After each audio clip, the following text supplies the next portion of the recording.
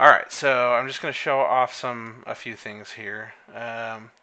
Oh, Boris, your character token is a question mark because I never. Did you pick out a portrait already? No, I didn't. Okay. Do you want me to just pick one for you so it's not a question Sure. mark? Okay. Let's see. What race are you again? Aarakocra. That's right. Then you get this nice generic token. I spent like an hour looking for a good picture. I wanted the witch hat aesthetic. I think it's the best for her. Yeah, I like it. Both your guys' pictures are good. I like your little halfling too, Brendan. He's got his little pipe, I'll be chiefing. Uh huh. I can't find any Aarakocra portraits.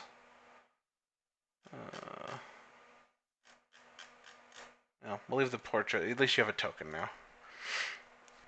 Okay, so I'm gonna share. Oh, let's actually talk about the combat tracker first. I forget. Some of you guys are new. I assume neither of you have used Fantasy Grounds before.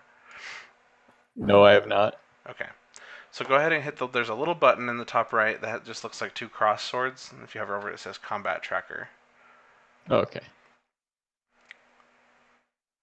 And you'll see this combat tracker is actually huge because in the game, the most of the party just encountered a giant meeting of this Black Mark underground group, and it's full of lots of people, and they're taking two of the party members back to be interrogated. But right now, there's tons of enemies, so it would be a big battle if if it was to go sideways.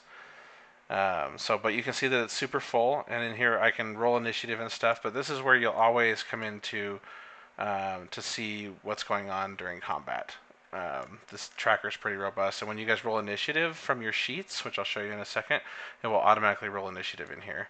So you can leave that open and see how it changes as we interact with other windows, or if it's in your way, you can close it too. Let's go ahead and open the first map here.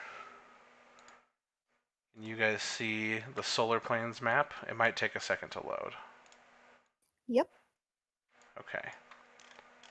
Let me know when you can see it, Brendan. I can see it. Okay. Um, let's see here. I can put your tokens onto the map. Let's see. I don't have you guys in the combat tracker. Let me fix that. Is it Lug? Is that how it's It's pronounced? Lou. Lou? Okay. Seeker. Boris, is it Seeker or Seker, or how do you pronounce your... Sakare. Seker, okay. Alright, so now that I've added you guys to the combat tracker, I can put your tokens on the map. To scroll through all these enemies.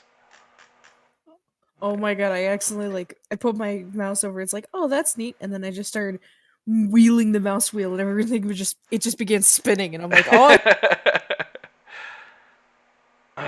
Alright, let's see.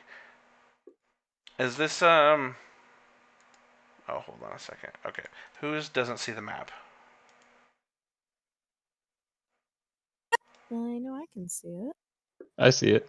Okay. It only shows two tokens in the corner. I don't know why. Okay. So as you guys move around out here, you interact with the combat tracker. I'm going to put a few enemies down. Just put a few of these guys out here.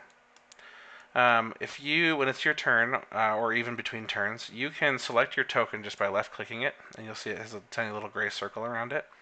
And then if you want to target enemies, you can just control-click the enemies. So right now I have Violet's token selected, and then I control-click them. If you click Violet's token, you can see she has those three targeted. Yeah, there you go. And you can turn it on and off. Once you do that, you can then double-click your token, and it should pop up in your character sheet.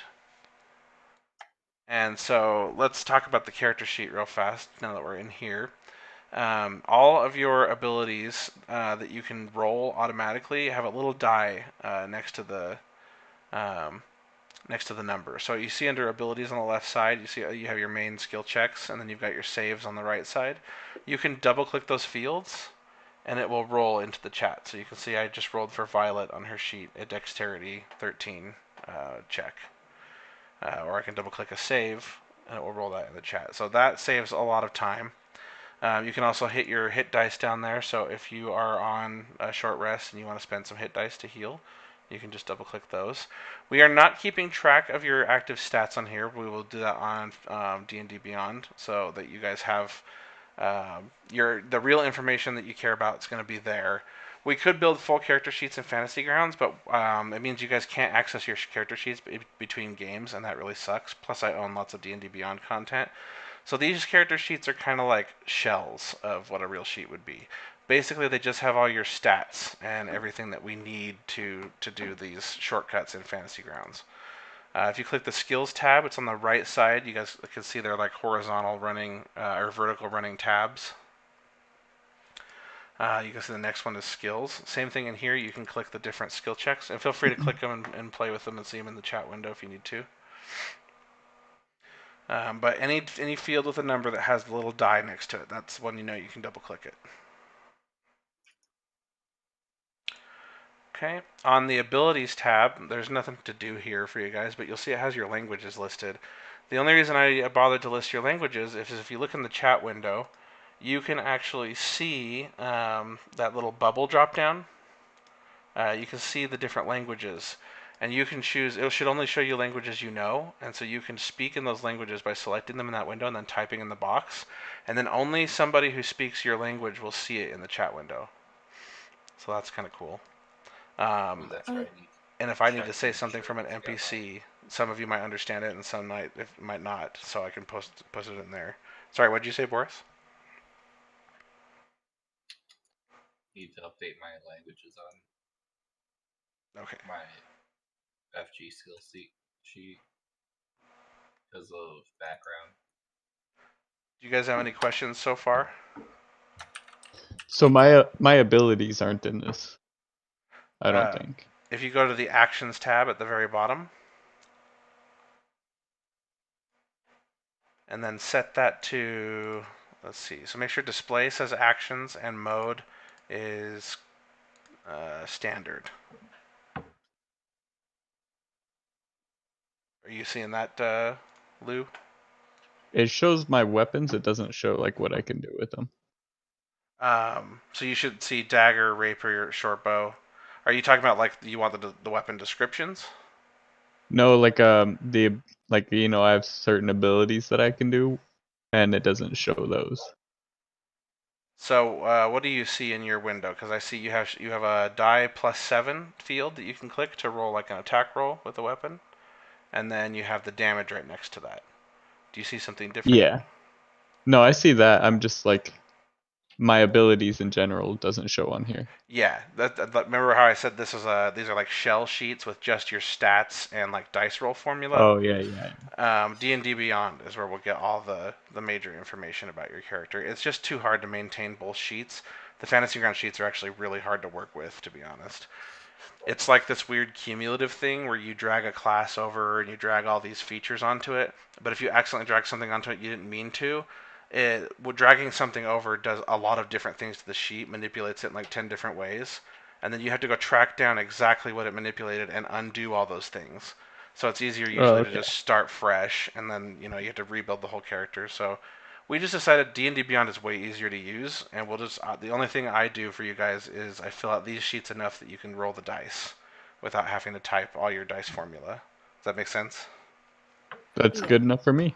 Cool. I do that sometimes for people in tabletop sim, because tabletop sim is just like a slightly more intensive version of this that you can also just play board games in. Yeah, we actually play a lot of stuff in there all the time. I actually started to play chess anymore.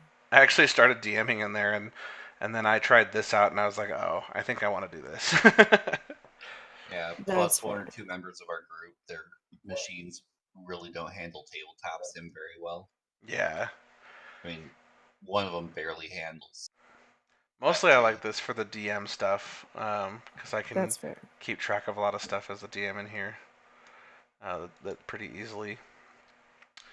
Okay, what else? So on Lou, you can see you have your weapons. You don't have any spells, or if you do have spells, you'll notice you will not see spells in here that don't have a saving throw or an attack roll or a damage roll or anything like that, or an effect. If it just like Mage Hand, Mage Hand is mostly a theater of the mind thing. I described to you what it does. but there's nothing to roll. I didn't bother porting those in here. These are only things that come with dice formula, so that you can just click those fields. So if you control click enemies out there, you'll notice that you can then, let's see. So I've got Violet. I've got you selected. Oh, and you've got one drow targeted. I'm gonna make you target a bugbear, a goblin, and Lou, just to show you can target anybody. And I'm gonna double click your dice field, the D20 plus 2. That's your attack roll. So I'm gonna double click that. Oh, I accidentally rolled it twice. Oh no, it rolled it twice because we have. That's right. Never mind.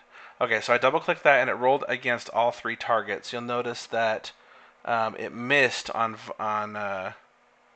Bugbear 2. It says automatic. Oh, because you rolled the 1, so automatic miss. And then you hit on 2 more, and then you'll notice one that it missed. You're no longer targeting. The arrow disappeared. Also in the combat tracker, you'll see under your name targets, and it will list your targets. So it should have disappeared from there as well. So now, because you have those 2 targets left, I can go ahead and double click your damage roll, and you'll see it does damage to Lou and Goblin 1. And if you look in the combat tracker, you guys might not be able to see the wound numbers actually. But it's recording the damage in the combat tracker.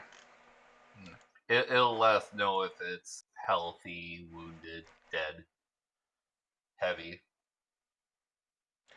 Yeah, you can also drag those dice formula onto the tokens on the map, but that's harder to do.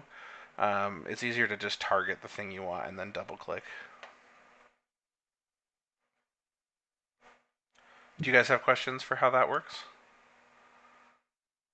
I'm pretty good on it. Okay. Yeah, I think I'm doing fine.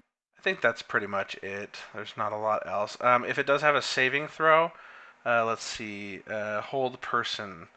Yeah, it's a wisdom DC of 14 save for hold person. So if you wanted to cast that to say hold this orc in place, you could target that orc. So here, I'll actually click you. And then we'll target Sakare. Let's see. And then hold person. I can click this DC button. Did that do it? There it goes. And then you'll notice it forced Sakare to roll the saving throw. So it even works for saving throws. You can force the NPCs to roll them against against your own DC, or the DC for that spell. Okay. What else? There's a notes tab. So there should be a notes button on the right column. You can right-click the empty space in there and hit create item, and you can create notes however you want to keep track of whatever you think is important. This campaign in particular is more complex socially and stuff than the last campaign we did, so it might be a good idea to take some notes here and there. So you can do that. Any of the maps I've shared with you guys, you can find them in the Maps tab. If you click the All button at the bottom, it should only show you shared. It should change red and then say shared, and then it will only show you ones I've shared. I have also provided public pins on the map, so if you click the solar plains, so you guys can see the solar plains map, if you don't already see it. And then you'll notice on Red Crag, do you guys all see the green pin? Mm-hmm. You can click that green pin, and it will open up the Red Crag map. And so you guys can explore the maps that way. So any of the maps you guys have been on, I make them public, and then I try to provide green links to the different places. I think that's pretty much it. There's not much else to do in here. There's a lot more features in here if we were using it completely, but since we only use it kind of some of the surface features, there's nothing else really to go over. Yeah.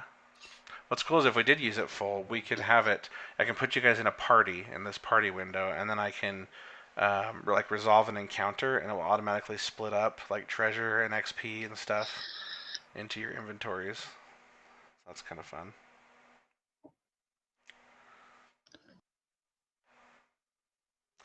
All right, you guys excited? I'm ready. I'm good to go. Just 10 more minutes. You said we're using the new beta one, right? No, we're not. I was thinking about it, but no, we're still using classic. Right. There's still some missing features. It's nice. It's built in Unity, but there's still a few features that aren't working as I want them to. Like those green pins, for example. I can't link the maps together yet.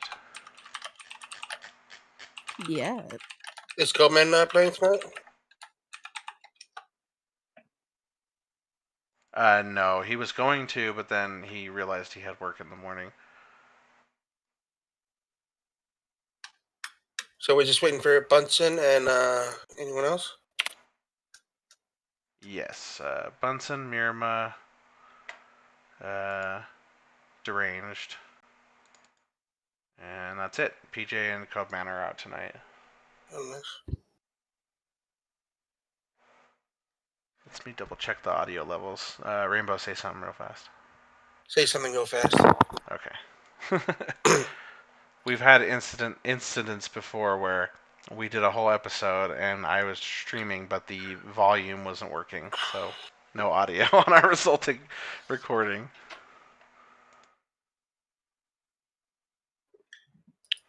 I hear Nirma moving around upstairs, so I'm guessing she's starting to get stuff set up. I think she just finished putting baby to bed. Okay.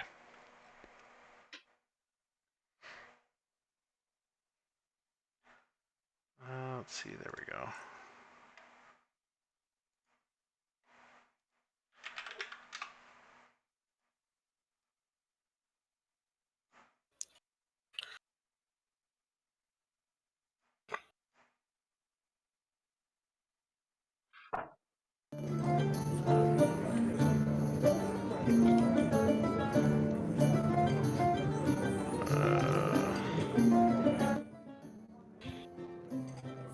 Okay, I've got that at 75% volume. You guys can adjust the Chevbot to whatever volume you need. Just right-click him, and then you can turn it down. This should be kind of a light background sound, so turn it to whatever's comfortable, but you can still hear everybody. Okay.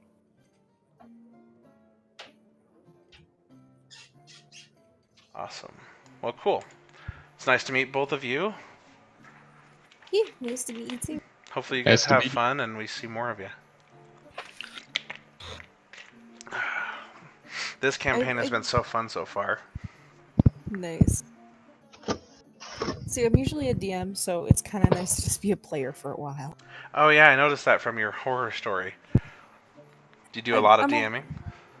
Oh yeah, I'm pretty much always the DM for D&D, and it's just because I have years of experience, and a lot of people I end up playing with are new to 5th edition or Oh, otherwise. awesome.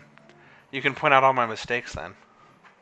Nah, it's okay. At this point, it's like, oh jeez. No, but for real, like if there's a quick correction, don't worry, you're not gonna offend me.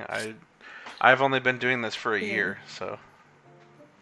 See, I learned from 1st edition through family who played on books from the 1960s. Oh wow, nice. Then I got into 2nd edition, and then an ex got me to play 3.5, and I went, I'm not having fun with this. This is really overcomplicated. How do you learn to play this? 3.5 was definitely. I'll be honest, I had a lot of fun with Pathfinder. It took a lot of the good of 3.5, but it did simplify a few things to make things Less a little bit tedious. more livable. There's also the fact that there were so many books for 3.5, and it was just like, this is too expensive. There's too much going on. I am doing so much random on the fly math for no reason. This is so unapproachable. How do you get new players into this? Well, the issue with 3.5 is 3.5 had such a long lifespan and such a prolific publishing schedule. God. Now, then I got into 4th edition, which led to a weird campaign where I got to play a werewolf because the DM said I was allowed to as long as he could use me as an equalizer. And I didn't understand at first what that meant, and then I found out there's one player in that campaign who was just a douche, and he'd just have to knock him down a pig some. Hey Bryn, what are you on, a PC? Yeah. I think you have automatic voice sensitivity enabled because it's cutting off the ends of what you're saying. Oh no, I actually have push to talk on. Oh, you do? Oh, okay. Never mind then. We have that problem a lot, so that's what I assumed it was. I'm gonna get into character early. There you go. Oh yeah, grip and rip. I had me a couple shots already. I need to go upstairs to get my fireball, actually. Do it. BRB. The one thing I will tell you guys about my character is he's very into vices. Oh, yeah? Well, I know how to tempt your character then. Oh. That's Bunsen, okay. That's, what's up? if it's meant Vices to are be. fun. My character prefers clamps. He prefers clamps? Yeah, over vices. Get it? Oh. God damn it. I'm a construction worker and I still didn't get that joke.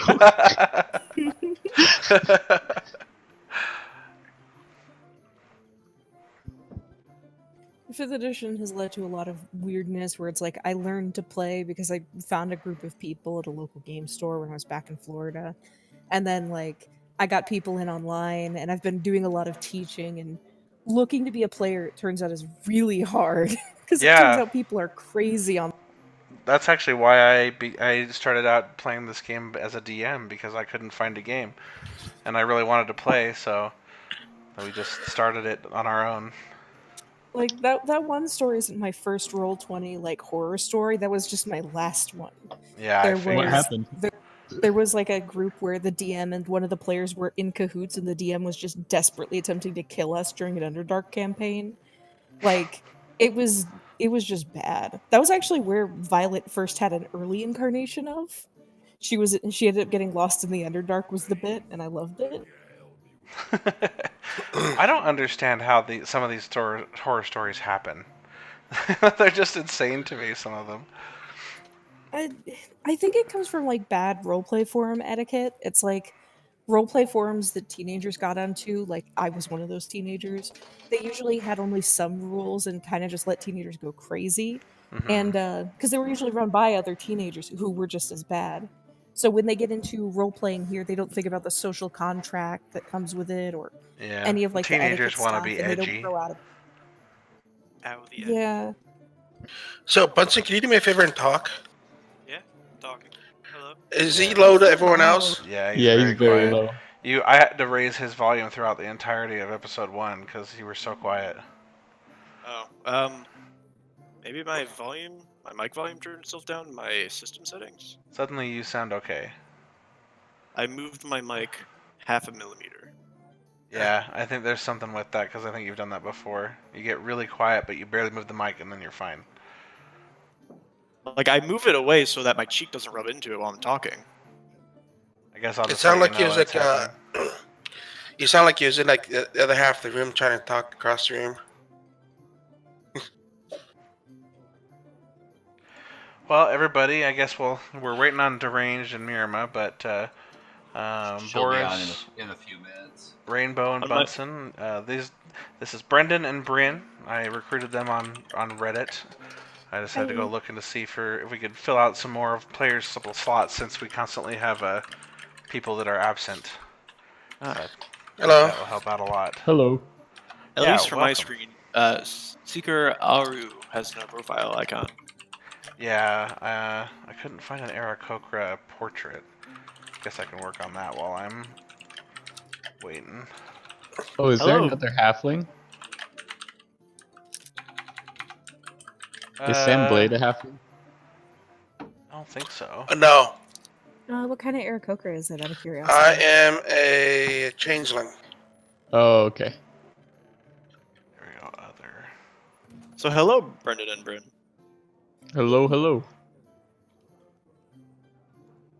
Can I just match names with voices real quick? Who's who? I know you're Violet, Bryn.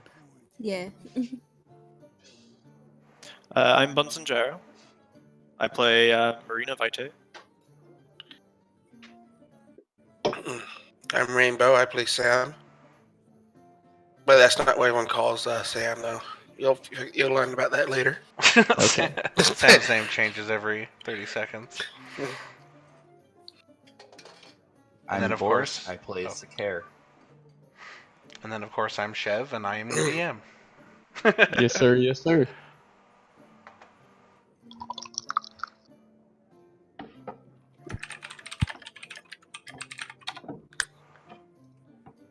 Well, hopefully. I have to say, Boris, it was very bold of you to try and make a character out of just a question mark. He's gonna play the Riddler. Oh no.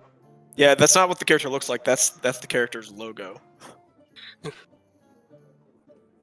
He's the Invisible Man. Oh, we already have that. That's Dakota. Ouch.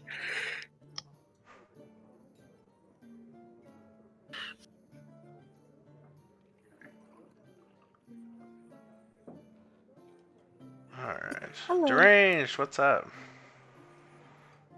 Oh. Bonjour, comment ça va? No say, my friend. I don't know what you just said. It's just deranged. Sorry, it's Noise French. comes out, and you just figure it's hello. Yeah, yeah. Usually, anything I say, always expect to be like, "What?" What's I know good, English everybody? and Spanish. That's it.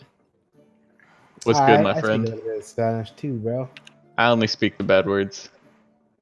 All you need, really. Let's be honest. Yeah, you know, that's all they seem to say around me anyway, so that's all I need. God, yeah, carajo. Yo Ay. vivo en un cubo grande. Chinga tu madre, pinche pendejos. Coming Pinche soon. carrón, bro. Pinche Coming soon with carón. disadvantage en español. Grande. Only Spanish I know is from, Grande. It's a Small World in Disneyland. Remain seated, please. Sermonitos sentados, por favor.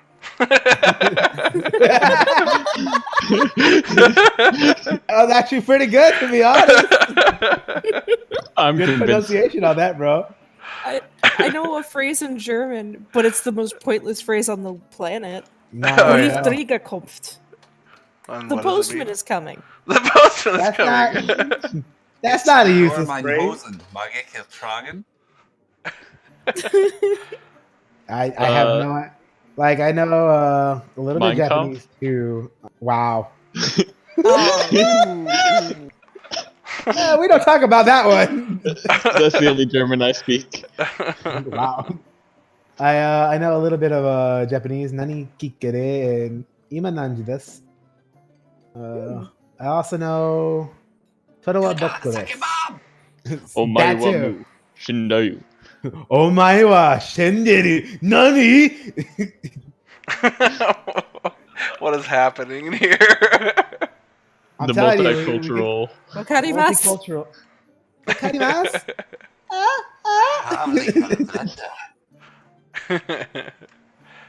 Oni-chan! Oh my god. I remember there was one anime that it opened with that. Immediately, I just turned it off. I was like, nope, not dealing with this. So what's up, everybody? How's your day been today? Not I've too been bad. I've been so busy this last week that this weekend my brain just turned off into hibernation mode. That's good. I mean, that's good and bad. But, I mean, I'm glad that you got some relaxation. I was quiet. It was quiet, and I was angry at dinosaurs. At dinosaurs, please explain. RuneScape. Oh, okay, that's fair. That's still a thing. Yes. I play RuneScape, my dude. I thought RuneScape, like, closed its doors for good a while ago. Oh no, we're still here, and we're kicking barely. Just, it's like that old man that just doesn't want to die. It's just like, bro, take the wheel. Stop controlling it so goddamn much. They added in like dinosaur hunting, but it's the most absolutely time-consuming, obnoxious thing to do, and it's so stressful for no reason. And so I just spend a lot of time swearing at dinosaurs. Fucking dinosaur! Why? Why You are you know- doing this? You know, last summer and the summer before that, I did play old school RuneScape, but as like a things to do simulator, because like I didn't feel Things to productive. do simulator. Well, that's kind of what RuneScape is. You just Okay. do things over and over. Yeah, Yeah. no, I mean you farm. Yeah. The big issue with the frog thing is they didn't add some mild accessibility, so I can't easily discern like the frog poisons because to kill dinosaurs you have to go and find like wood and make spears and then poison the spears and build catapults out in the middle of the jungle for no reason. Oh, I'm still at 2 health from this earlier, like showing us how to play. Oh, that's I'm right. not- Hold on. My dumbass hasn't even opened up my stuff. I'm not lying either. You're like running around in circles while the dinosaur is like trying to find you, I guess. And you're trying to like collect wood and things, and you have to like poison stuff, and it's really weird. And you have to figure out which frog is the most deadly. And for a while, that'll be the frog, and then the dinosaurs will leave when they realize they're being hunted. And it's really annoying when you consider the dinosaurs aren't as big as some bosses. And I can run up to them with a sword and armor. Why can't I kill the dinosaurs that way? You know Because- what? Because the meteor Fuck can get you, to it that's first. why. Oh, You Got know 'em. what? I was really hoping that they would eventually add to old school RuneScape. What? Stealing creation. When I Oh, played RuneScape yeah. the first time, like 2008 or whatever, that was the peak. Whatever that came out, that was the peak of my enjoyment with RuneScape. Then it was Oh all. god. It was. If they updated Sealing Creation, I'm sure people would actually play it. It was really fun back in the day, and if they fix it, give it a graphical facelift, you know, give people elbows. we have those now. Because I mean, like stealing creation as a concept, it gives every player something to do for the team, regardless of what kind of Yeah. player you are. Wait, It's a mirror let me box. make sure. Let me make sure I'm hearing this correctly. Are you saying stealing creation? Like Yes. you take something and you run with it? We're Yes. basically taking primordial materials and turning them into things. My specialty was always like skilling and making things, so I always had high crafting, smithing, mining, all that kind of stuff. So Okay. I did pretty well in. Okay, I was just want to make sure because I was like, am I hearing this wrong? Could it be sealing? Like No. and I'm like, do you guys mean like the roof and shit? Like They're talking about like going out and clubbing seals. Wow. that's dark. That's my favorite pastime, bro. Warranty void if seal is broken. You just have a bunch of seals in the club, like, yeah. Ooh. All right, are we? So I think we have Mirma on just with mute voice. Yep, I'm here, just loading up now. Yay! Hi, Miramar. Irma, these are our new friends that are joining us in the campaign today, Brandon and Bryn. Hello. Bryn, Hello. Irma. Hey. I'm a lot cooler than she is. Just saying. I like the alliteration in the names, to be honest. Yeah. Brendan and Bryn. You're a lot cooler than Bryn. who is? Than Bryn? Bryn. I just yeah, have I to was, establish dominance. Fun fact, my partner will look at my name and go, Bryn is short for Brindolin. And then I'm just like, I hate you. If I ever have a child, I'm gonna name them It's Mayonnaise. actually short for and call them Brintilda. May. Get it right. No. Okay, let's see. Is it just me, or do Bryn and Mirama sound kind of similar? I thought honestly it was kind of like Mirma talking for a while, and then like I looked at who was actually talking. I was like, oh wait, that's not Mirma. They don't to me. I just want to make sure I wasn't the only one who thought that. No, I know. Like I thought for a while too. I was like, Yeah, oh, okay, Mirma's here. definitely. And then I saw that Mirma entered. I was like, wait a minute, that's not who was talking. Yeah, to me they sound different. Like if I hear them talk back to back, I'm sure I'd be able to tell. Hmm. But like in isolation, hearing only one speak, and then only a while later hearing the other speak, I might get you confused for this first day. So Okay, it quick looks like we question, have a as lore in here. recap. Okay. One of the tiefling looking dudes, right? Is the general for that was at the meeting. Yeah, that's what I remember, kind of. Dragthar? Dragthar, that's his name. Okay. What about him? That's He's a general for the black dot. Yeah, Black Mark. Yep. black dot, black He's dot. almost gonna say Black Spider, weren't you? Yeah, Yes. he's the leader of Black Mark. All right, cool.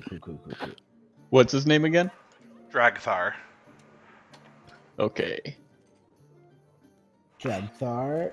Okay, are we all ready then? I see Alora's in here now. Take that as a yes. Okay. Hold on, my thing's not responding, so I don't know why. So give me a Okay. second. No worries.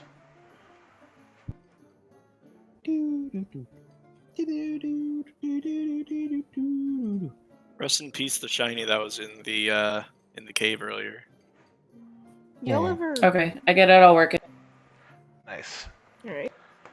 All right. So what I'm going to do is I'm going to just give the quick intro for the show, and then I'm going to go through each of your names, and then you guys can just introduce yourself and say your character, and then just say one word or phrase, just something real fast, okay?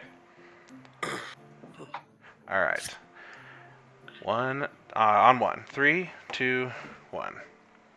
Hey everybody, and welcome back to another episode of With Disadvantage.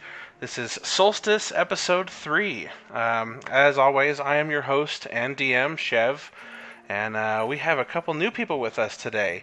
So let's go ahead and start with them. We have Violet Agrippa, played by Bryn. Welcome, Bryn. Hi. I'm an artist and I like D&D. Uh-oh, your push to talk cut you off. Sorry. It's okay. You want to You try said you like the. I like D&D. again? Okay. I missed you, Rainbow. Then we have Sakar Aru. Hi, I'm Boris, and I play Sakar. You'll find out a little bit more about me later. And then Sam Blade. Identities. You Okay. said one word, right? Sure. And then Marina Vitae. Hi, I'm Button Gyro. I play Marina, and I also like playing D&D. And then we've got Keljion. Hi, my name's Alan, and I like to play big cat dudes. Rawr. Okay, furry. Rude. See him next summer when he hits the big screen. Elora, Cats the musical. Elora Wakuda.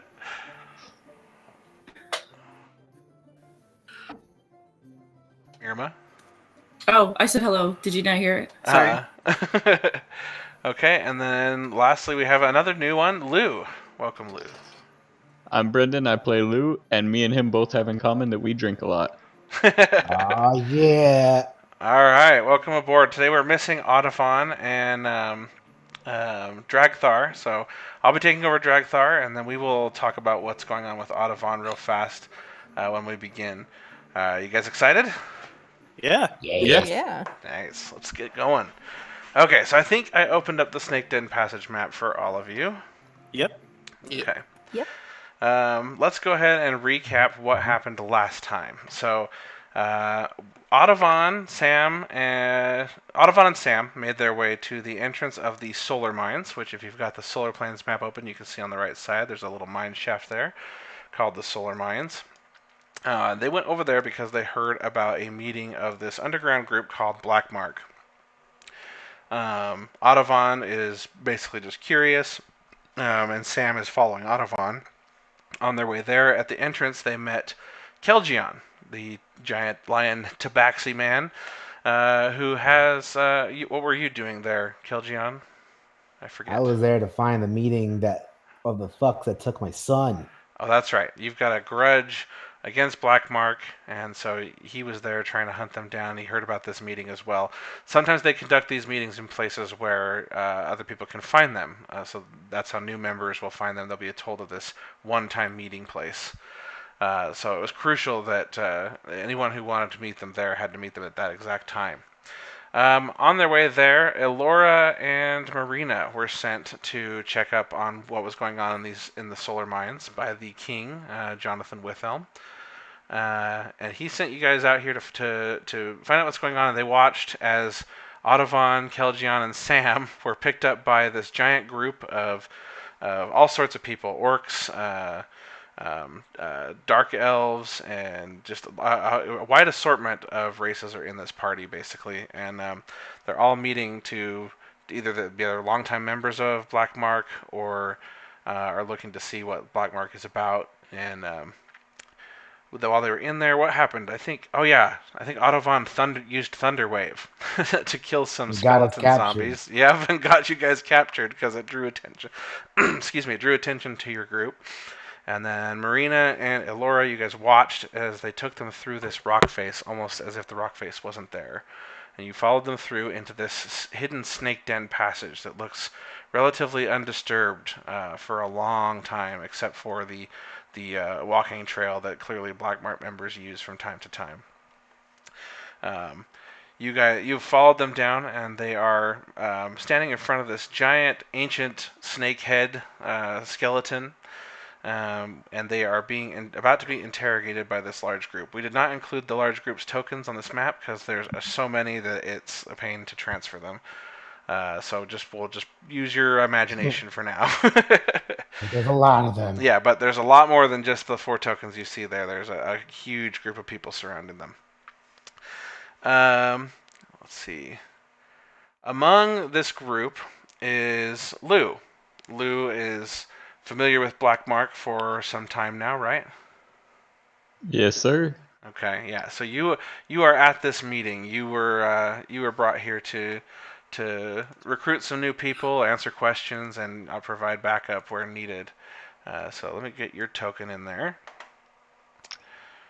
Just for like the way my character acts is more or less I would kind of be like hiding in between taller people just so that I can use the fact that I'm shorter to my advantage. If need be, I try to hide behind anybody bigger than me. Okay, sounds good. So you're hiding in the back there, kind of tucked back behind Dragthar and some of his minions backing him up. And Dragthar now has Audavon, Sam, and Kelgion at his feet. And Dragthar, he's interrogating everyone. He looks down at Audavon and he says, "What? How did you hear about the Black Mark meeting in the Solar Mines?"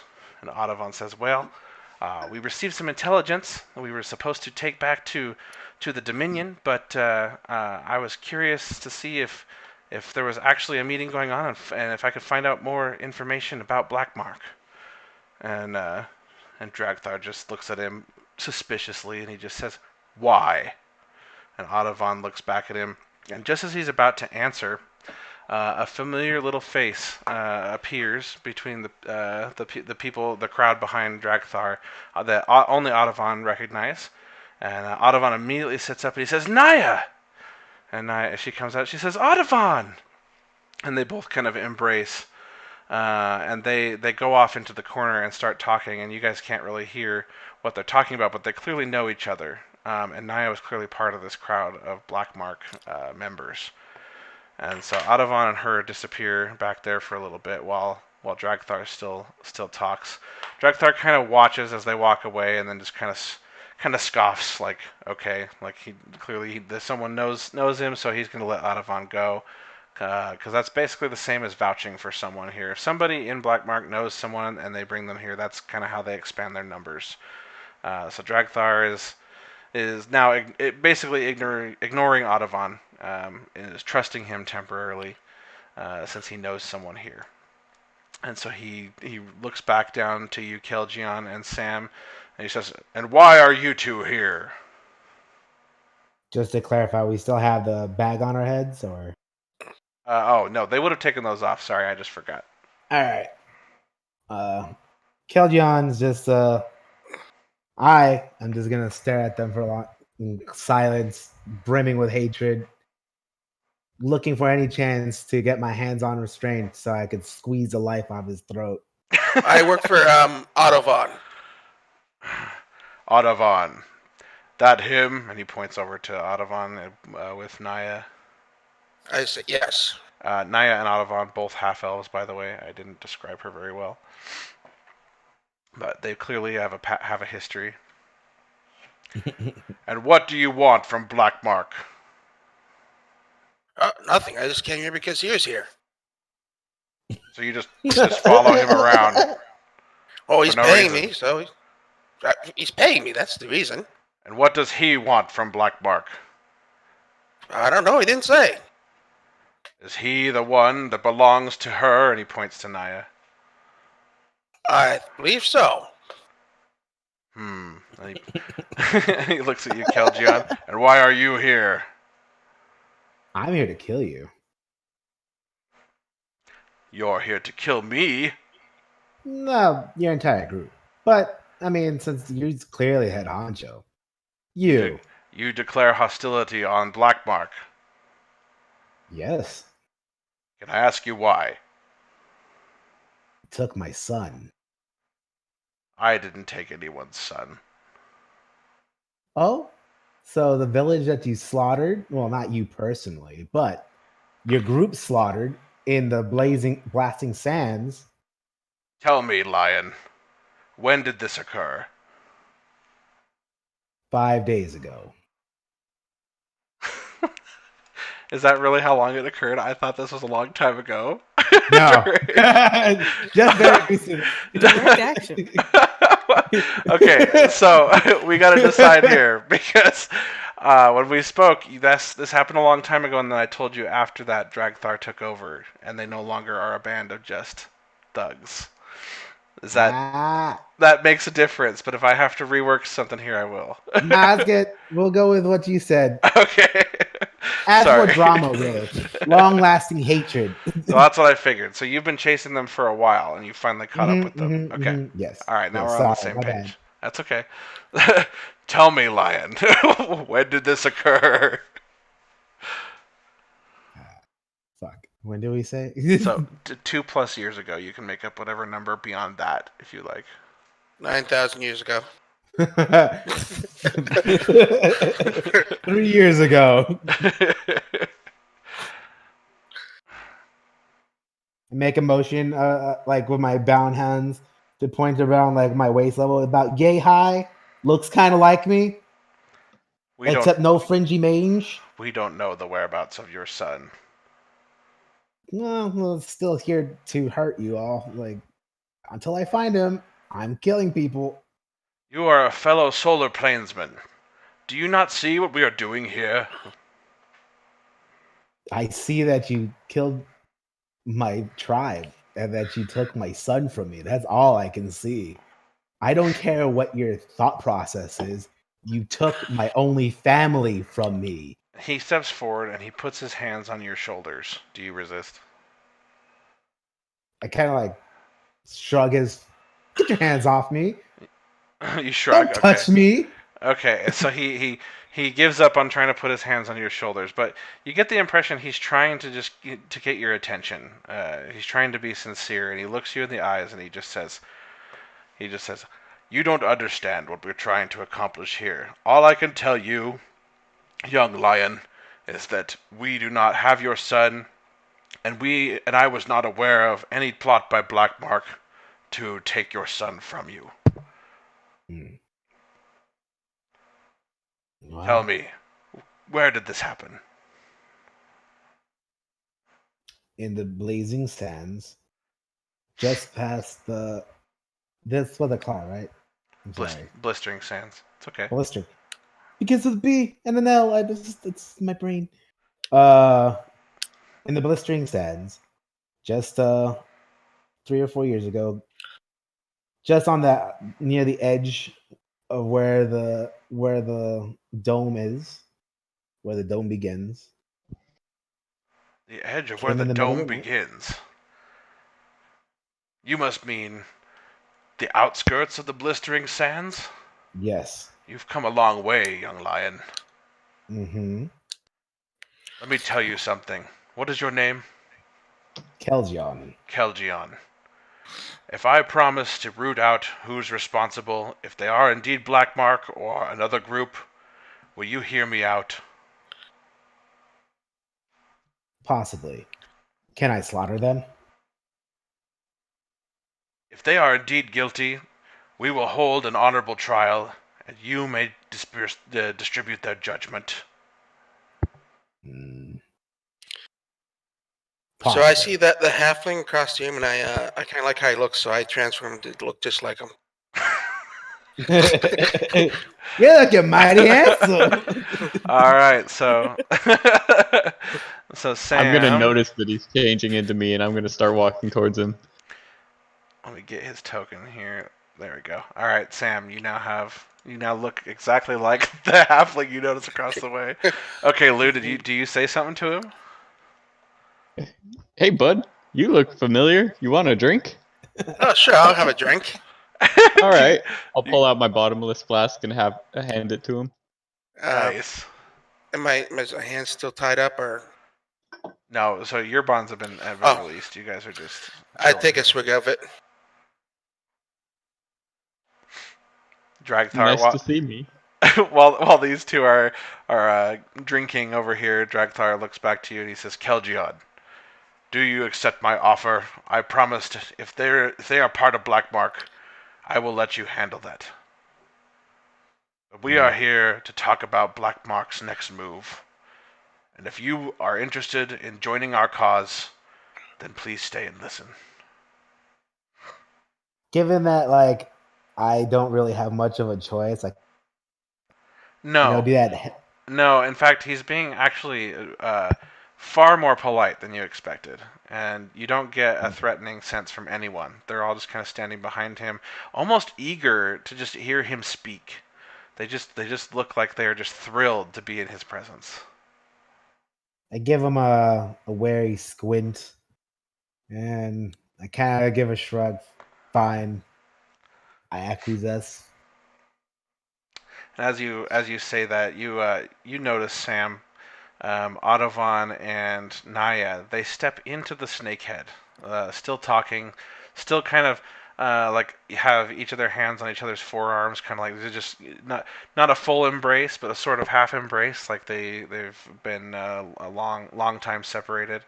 And they walk into the snake, and this purple energy that you see kind of dancing around at the back just kind of flares up into a purple flame, and then Audovon and Naya disappear into the snakehead.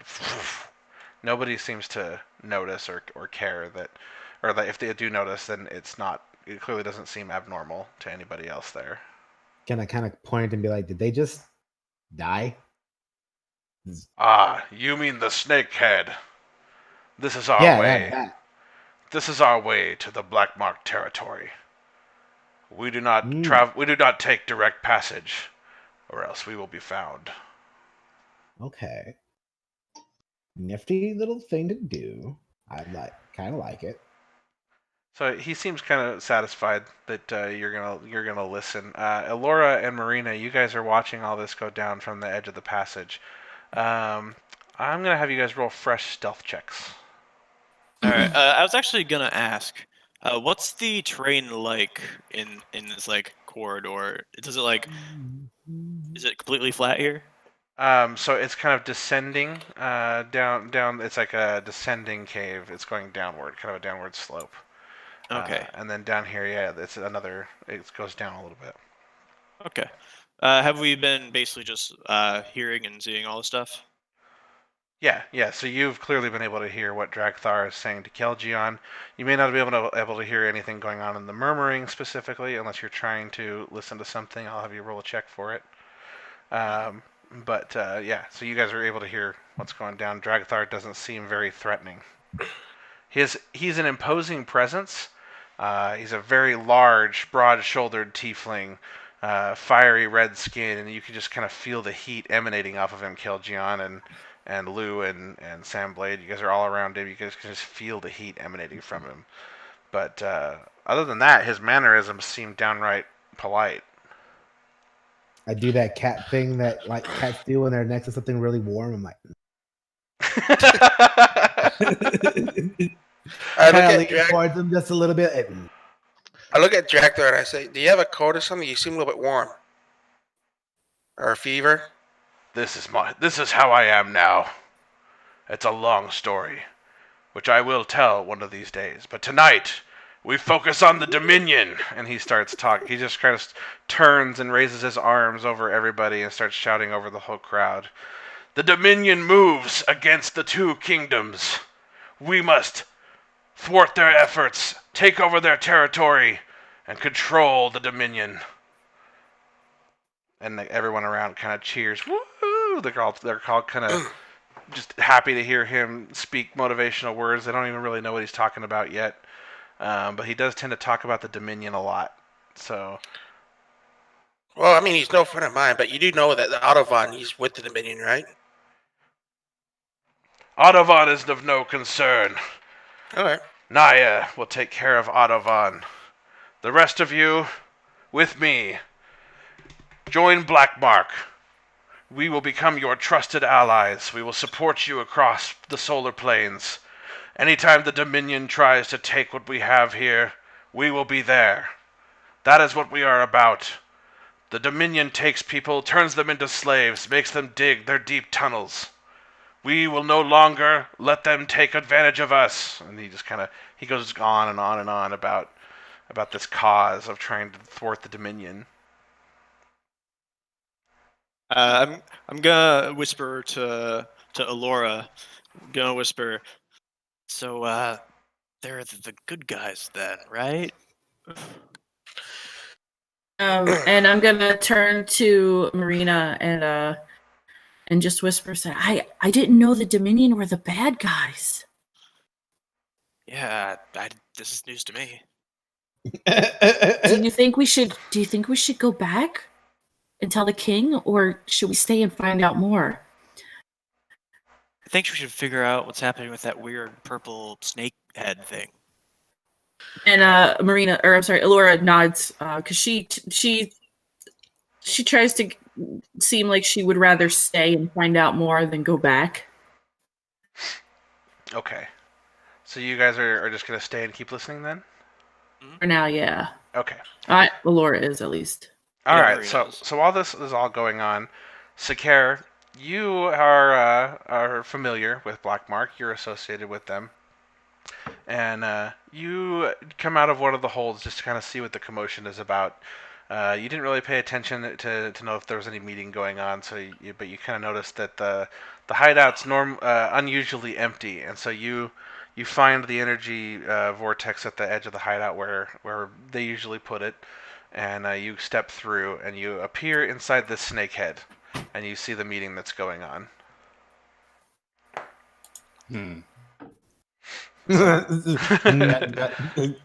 That feeling still gets to me. I don't like it down here. And Sakar just kind of fluffs his plumage and just kind of puffs up for a little bit before everything settles back down. The red and white kind of shimmering of his plumage just kind of shimmering along with the light in the area. Nice. You guys all notice this very large Aarakocra person step out of the snakehead. Definitely a unique race to find here in the solar plains. Not totally uncommon, but definitely Sakar, him or his ancestors clearly must have come from afar because you don't see many Aarakocra here. But he steps out and immediately the crowd kind of turns their eyes to him, and then they turn to focus back on Dragthar. Hello, Feathers. I'm gonna look at Sakar. Feathers, eh? Hello, Shorty. And Hey, I don't buddy. get to say that terribly often. Long time My no name is see. Sakar. I'm gonna toss him a couple gold. I got this while you were sleeping in the other world. You need to watch your pockets better. You're saying this to Sakar? Yes. So he's implying that he stole those off of you. I'm gonna call his bluff. I'm gonna fight him. Well, clearly we both work for the Black Mark, so we know each other. It would make sense that I would have access to you. Real quick, Bryn and Brendan, one thing we do that's kind of a home rule, if you're interacting with another player, it's that player that can call for rolls. So if they're suspicious of you, they might ask for or do a perception check on you, or if you're trying to deceive them, they can ask you for a deception check, that kind of thing. So feel free to ask each other for checks. Just kind of makes a little more organic experience. So anyway, you guys can continue. Do you want me to roll a sleight of hand check for that? All right. Well, So did you actually try to steal from him earlier? I'm just saying that I stole from him while he was through the passage in the Black Mark territory before I came out here. Okay. So yes, if you're trying to reach into his pockets, then go ahead and roll a sleight of hand check. I thought you were just telling him you did. Yeah, I was telling him that I did while he was in the other world. Oh, okay. All I right. really wanted to be in that one for the hilarity's sake. Reach into his pocket, grab his dick. Here, I'll do it again. So I'm gonna try and sleight of hand him. Okay. So to roll sleight of hand, just open your. Yeah, you got it. That one. All right. So you tried to do this before you said that, right? Or were you trying to do this as you were saying it? While I was handing him the 2 gold that I said that I stole from him, I was trying to rob him again. Oh, okay, gotcha. So you see him at the go ahead. blatant. Sakara just takes his wing and just swats at him right across the face down to the ground. All right, go ahead and roll an unarmed strike attack roll. God! Motherfucker! Okay, so he goes to swipe at you, but you being short and nimble, you manage to dodge out of the way, Lou, as this strong wing goes right by your face, barely missing. You're a grumpy bird when you wake up. You'd be grumpy too if you saw everything I have seen from the air in this kingdom. I'll hand him my flask next. You look like you need a drink already. I do not drink. I'll take a swig, more for myself then. Okay. Let's go ahead and take a break here, and we're going to jump over to where we find Violet. So, Violet, you are... Let's go to the Solar Plains map here. And then, actually, I forgot I have a map for this. There you go. Can you guys all see Arcanon Hall? Yep. Okay, so, Violet, Yeah. you... where are you? That's a really Combat pretty. tracker. That's a really pretty map. I can't like wait to this. shrink this combat tracker. It's so full. Okay. Yeah, this map's really cool. I wish I could take credit for it, but it's one of those ones online. I'm just gonna put credit for them in the show notes. But yeah, it's cool. So Violet, we find you in Arcanon Hall. You spend a lot of time here studying. Your family. Well, I'll let you reveal what you want to reveal about your family and your heritage and stuff like that. But you are friends with Elora, and her family, the Wakuda family, is known around these parts. Well, I guess I'll just say your family is known too. The Agrippa family is well known around these parts. Both Agrippa and Wakuda families of mages are well known. Your family in particular is well known as the firefighters of the Solar Plains, basically. Fire is a particularly egregious problem in the Solar Plains because it's basically always hot. The sun's always out. So when fire begins, rain is rare and there's no nighttime, so there's no relief from the heat. The Agrippa family is known for their ice mages, for water and their ability to manipulate ice and water. And they've passed on this innate magical ability through generations of their family. Violet, do you want me to reveal what makes you unique in your family, Violet? Sure. I probably caused a stir, at least in noble circle. Okay. So Violet is kind of there's a little bit of a scandal going on in her family because she was born a pyromancer. She can manipulate fire. And so, like I said, their family's known for their ability to manipulate water and ice, and so that's a little bit of a scandal in the Agrippa family. The Wakuda family is a majority of wizards. So the difference between wizards and sorcerers is they're not born with magic. They're just born into a family that has a lot of magical knowledge. They pass that knowledge down from generation to generation. And so Elora is a well-studied wizard. She's 16. She just came of age and got assigned her patron. She's 15. Oh, 15. Okay. Sorry, I assumed it was 16. Yes. My bad. So can I point out real quick that there's uh, totally like a Pikachu right here? where is it? Not very well. I'm not seeing Wait, a where? pointer. Oh wait, hold on. It's the circle. Oh, Oh, right there. right. Oh yeah, Oh, it does kind of look like a Pikachu. That's funny. Or like an Abra face. It's Too. either Pikachu or Chespin. One of those two. Yep. Point is, they're preserved. They died. Good eye. All right, so Thanks. Violet, you entered the Arcanine Hall looking for your friend Elora. You haven't seen her all day. You've gotten a little worried. You've checked everywhere. You're now inside Arcanine Hall, and there's just a few people working in here. You can hear them moving books around, moving stuff around on desks as you walk in the front door here, Hmm. right there. I'm gonna see if I can find anyone and ask about her. Okay, go ahead and move where you would like to go. Usually, this is front desk, so.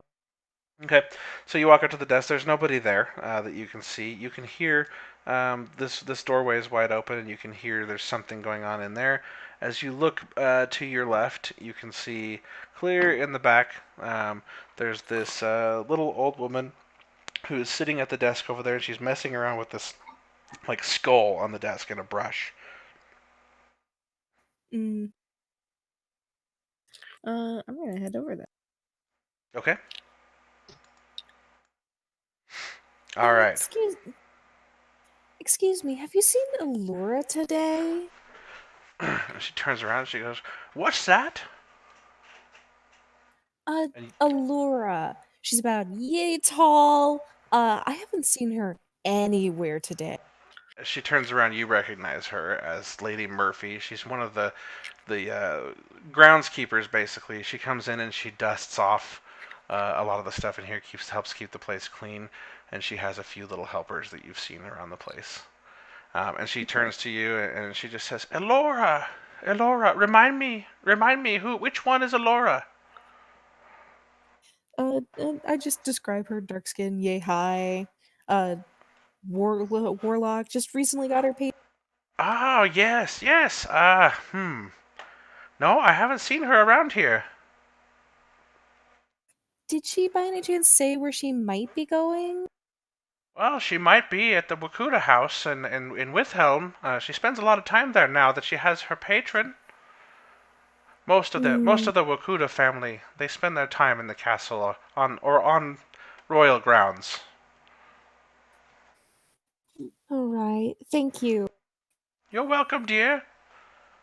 And then she turns around and goes back to dusting off the stuff on the desk in front of her. At this point, then I should probably head to the Wakuda family home because I need to. Okay, and by the way, it is about 1 in the morning, so it is not nighttime outside. If you guys read the campaign setting, it's always sunny, Yeah. but basically, as far as watches are concerned, it's 1 in the morning. Okay.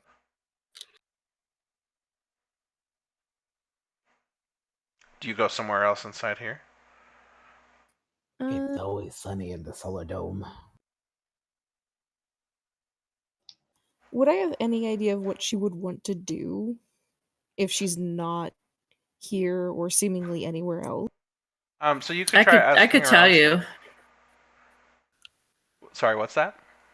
As if she was my best friend growing up, she would know that I was either always at the hall or always at home because this is kind of what the Wakuda family does. They only really associate with each other and the royal family and the people at the hall. Okay. In that case, if you suspect that she would be at the Wakuda family hall, someone around here might know that, because the what's the word I'm looking for? I had it. Where's this guy's notes? The Archbishop is he works over here on this west wing, and he tends to keep tabs on where everyone is, and he is a member of the Wakuda family, and he's kind of elderly and no longer has a patron, so he kind of maintains some of the grounds here for the Wakuda family. So you suspect he's probably in this building somewhere. Okay, then I guess we're opening doors and poking around. Okay. So as you open up this door, you don't see anything right away, but you see a puff of purple smoke kind of shoot out from behind that bookshelf, and then you just hear. Someone got a real good hit. I'm gonna approach a little carefully at least. Okay. So as you are you trying to be stealthy? No, just careful. Okay. So you cautiously look around the corner, and you see Archbishop Geltran is back there. You recognize him. He's around here all the time, messing with all sorts of trinkets and potions and stuff in this side of Arcanum Hall. It's kind of his little place. He's got stuff littered about on the floor. He's not very organized, and you can see him back there with some odd-looking flasks, and one of them is empty, and the other one has this weird foam that's kind of boiled over the top, dripped down the side, and singed a bunch of the desk. And there's a purple mist in the air, and it kind of smells like there's this burning smell. And as you round the corner, you see him kind of waving his arms, trying to get the vapor out of his face. I think I'll try to help as best as I can. I don't really have anything that moves things out of. Okay. All right. So you're just gonna what? Just wave your arms around, try and disperse I'll the. I'll try and get it help disperse it at least. Okay. As you do, you start waving your arms around and trying to disperse this vapor, and he turns around and notices you. Violet, what can I do for you? I'm looking for Elora. I have not seen her all day. I don't know where she is. Elora. And he pulls out this little clipboard thing that he has, and he pulls back this little clothespin looking thing that he has at the top of it, and pulls out his paper. And well, she hasn't signed into the hall today. I imagine she must be at Withelm, at the Wakuta Hall at Withelm. Thank you then.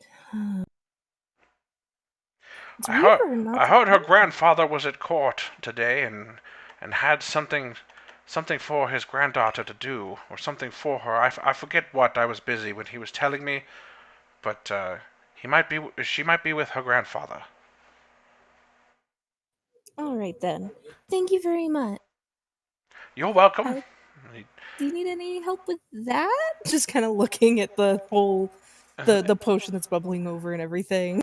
He turns and looks at it and looks back at you. Oh, this is nothing. And as he does so, a little drop of some green substance from the vial that he is holding drips out of it. It drips through his loose robe sleeve and sizzles through it, and then lands on the floor and sizzles a hole straight through the floor panel. And it goes all the way to hell. All right. Everything's under control here, Violet. All right. Thank you very much. Good luck with that. Okay, so as you walk away, you suddenly hear from behind you him saying, Wait, Violet! I remember now! Oh? I was supposed to take you to the Ascension Archive. And you've never heard of this before. Oh. What's that place? Well, we have something we want you to do. And he walks with you this way, so I don't have a token for him, so just pretend he's walking with you. And he walks you out to this main hall here, and he kind of puts his hand on your shoulder, and then he just says, Now, this is a place you cannot talk about to anyone. You understand me? Yes. He just says, I have fear for young Elora. And then he reaches out and he pulls a little, he walks over here. I'll draw a line. There we go. Over here to this picture frame. And he pulls it forward, reaches behind it, and you hear a little click. And then the floor beneath you immediately just drops into stairs that go straight down. So you can wind down, kind of like a Minecraft staircase going down a square vertical hall. Okay. And so he starts walking down the steps, and he's like, "Don't be scared," and he beckons you to follow him. I go ahead and follow. Okay. Um, all right. Oh, hold on a second. Gotta put this grid on here. I didn't have a grid on this map. All right, good enough.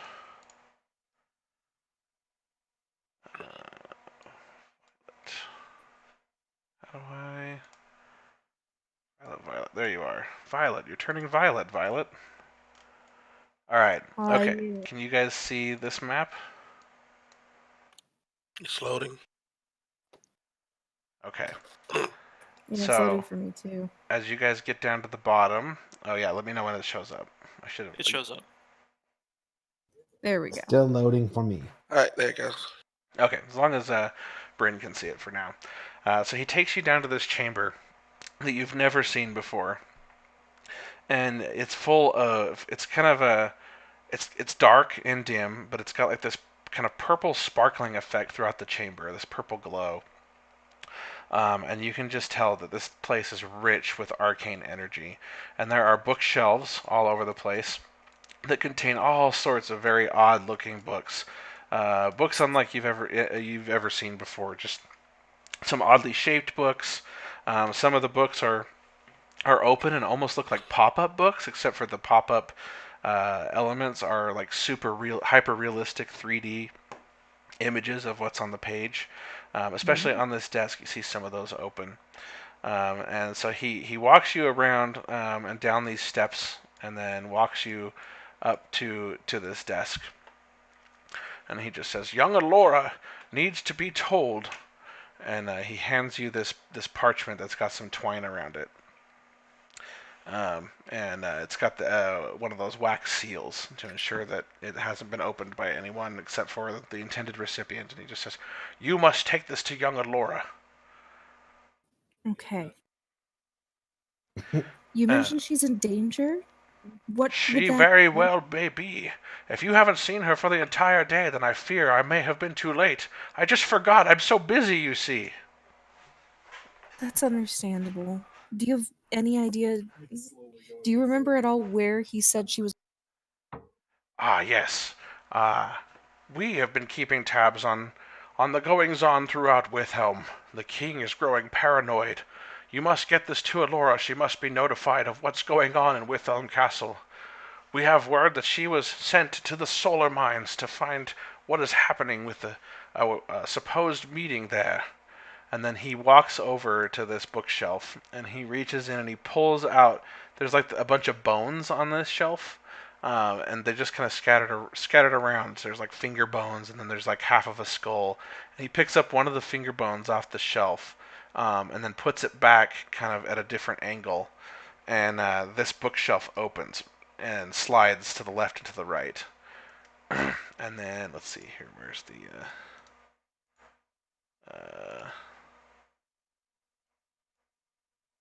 there we go. Can you see that passage now behind the bookshelf?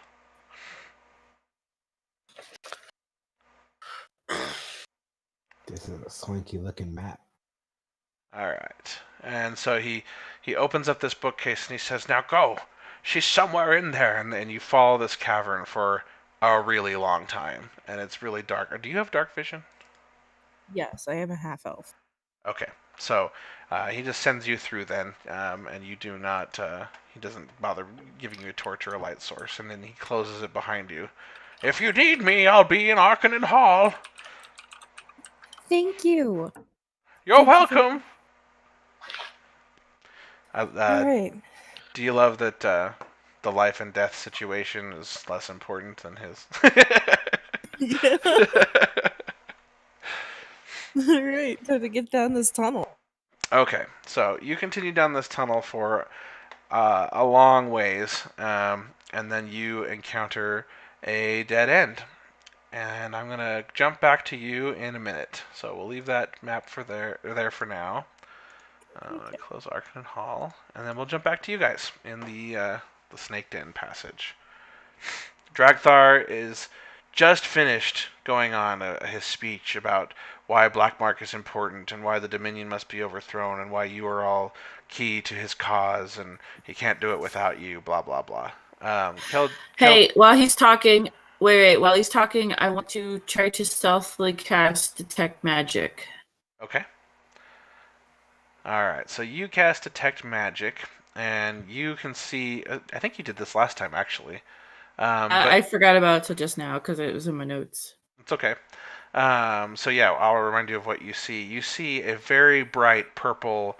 That passageway in the back that has kind of a dim purple glow. You can actually see a portal with your with Detect Magic, and it's just a swirling purple portal that clearly people are stepping in and out of. You can also see some various glows coming off of some people around Dragthar, but nothing as brilliant as the radiant energy emanating from Dragthar himself. He's almost just kind of like made of solar energy from what it looks like when you're viewing him through a lens that just shows the magic auras around him. And then other than that, you just see Marina's towel, which is glowing around her waist next to you, like kind of a blue sparkling glow. And then you also see that Kelgion is let's see, you're a barbarian, right? Never mind. You're not emitting any arcane energy. You should probably see my bottomless flask. Yes, yeah, the flask that you see Sam and Lou drinking from has definitely got a glow to it. Also, oh no, I was thinking of Wednesday from the Tomes and Toils campaign. I was gonna say your cigar. Anyway, that's it. So you see. So I turn to Marina and I say that, well, first of all, I'm kind of whispering to the side as I'm looking at the crowd, and I say, that snake mouth has a portal inside of it, and the large man, the one who's talking, who's leading them all, he's like all solar energy. And as I say that, I turn to her and I notice her towel, and I go, whoa, what's up with your towel? Would you not have already been aware? Like, this is me speaking out of character. Would you not have already been aware? Like, have you never? Because you and I wouldn't have been super close, right? Okay. No, you're only recently connected through your through his or her sister. Because I've only been your sister's patron for like 3 months, and I haven't really interacted with you much. Oh, okay. Sorry. Yeah. Okay. And actually, what do I know about this towel myself? So, tell me what you know about it, because I forget. I just always had it.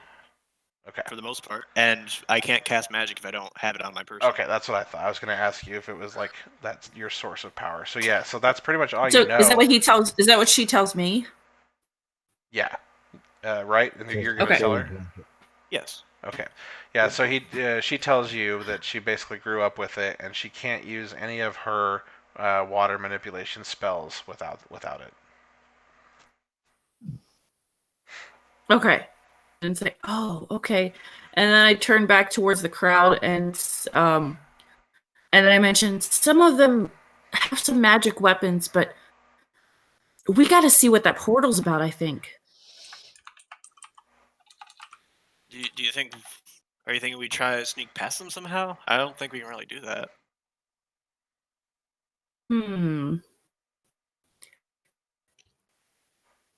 Well, we saw the Dominion guy. He's gone through the portal. Do you think the others will go through?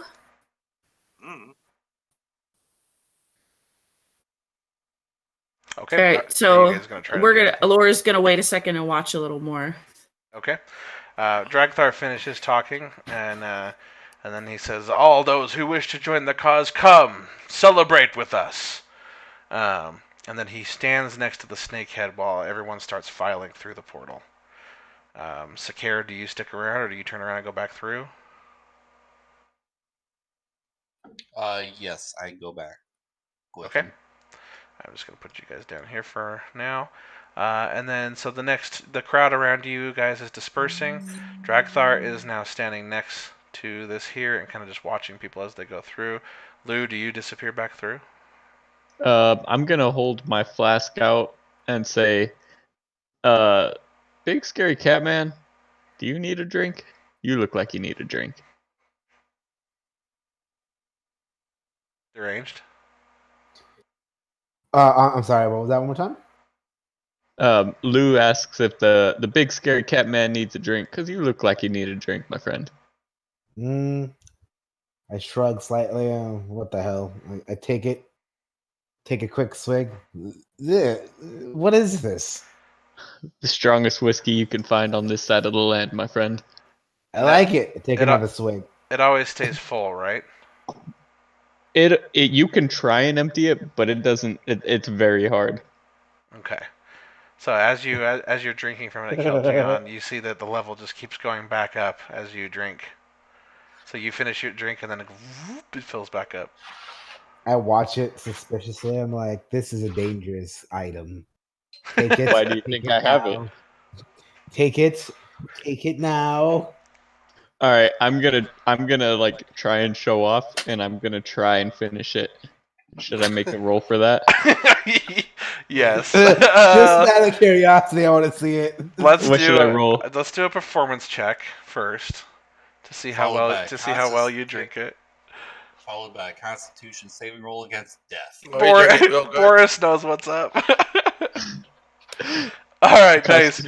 So just like those people that just managed to get it perfect, you just put it at the perfect angle and you just kind of swirl it, shake it a little bit, and it kind of swirls into your gullet, and the whole thing empties out. Roll a Constitution saving throw. How do I? Constitution. There we go. There you go. Okay. All right. So you drink it down, and then all of a sudden you feel a huge gas bubble come up and escapes your mouth with a loud sound. But you feel all right, and then Role play the burp. Yeah, that's what I was waiting for. Hold on command. Yay! You just kind of wipe your. Turn my face away from him, like, ugh. I smell that from over here. Start fanning at my nose. You just kind of wipe your face off, and the mug fills back up. And I'll load my pipe and walk through the. I'll spark up my pipe and start smoking tobacco as I walk through the portal. Nice. All right, then you disappear through the portal. All right, Kelgion and Sam, do either of you try to go through? I was standing next to Dragthar. Dragthar. Dragthar, and I whisper in his ear, "Does the name Sam Blade mean anything to you?" And he turns at you and he just says, "Do you think your disguise fools me?" I don't know. Does it? He just looks at you and kind of laughs. And he just says, "Come, my friend, join me." And he gestures towards the portal. I join him. Okay, so you're going to go through the portal? Mm-hmm. Okay, so you step through. Kelgion, do you try to step through? Being that I'm not quite okay with just a random portal. I kind of like take a rock and I throw it through. I'm like, All right, Sam, roll a dexterity saving throw. Dexterity saving.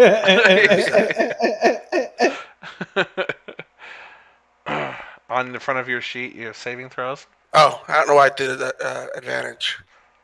That's okay. We'll just take it. All right. You feel a rock come through the portal and hit you in the back of the head. It doesn't do any damage, but it hurts. I'll point at him and laugh. Can I hear like them be like, "Ow"? No, you can't hear anything through the portal. Okay. But from your perspective, the rock just went through the portal and disappeared. Question. Mm-hmm. Does the portal make any noise?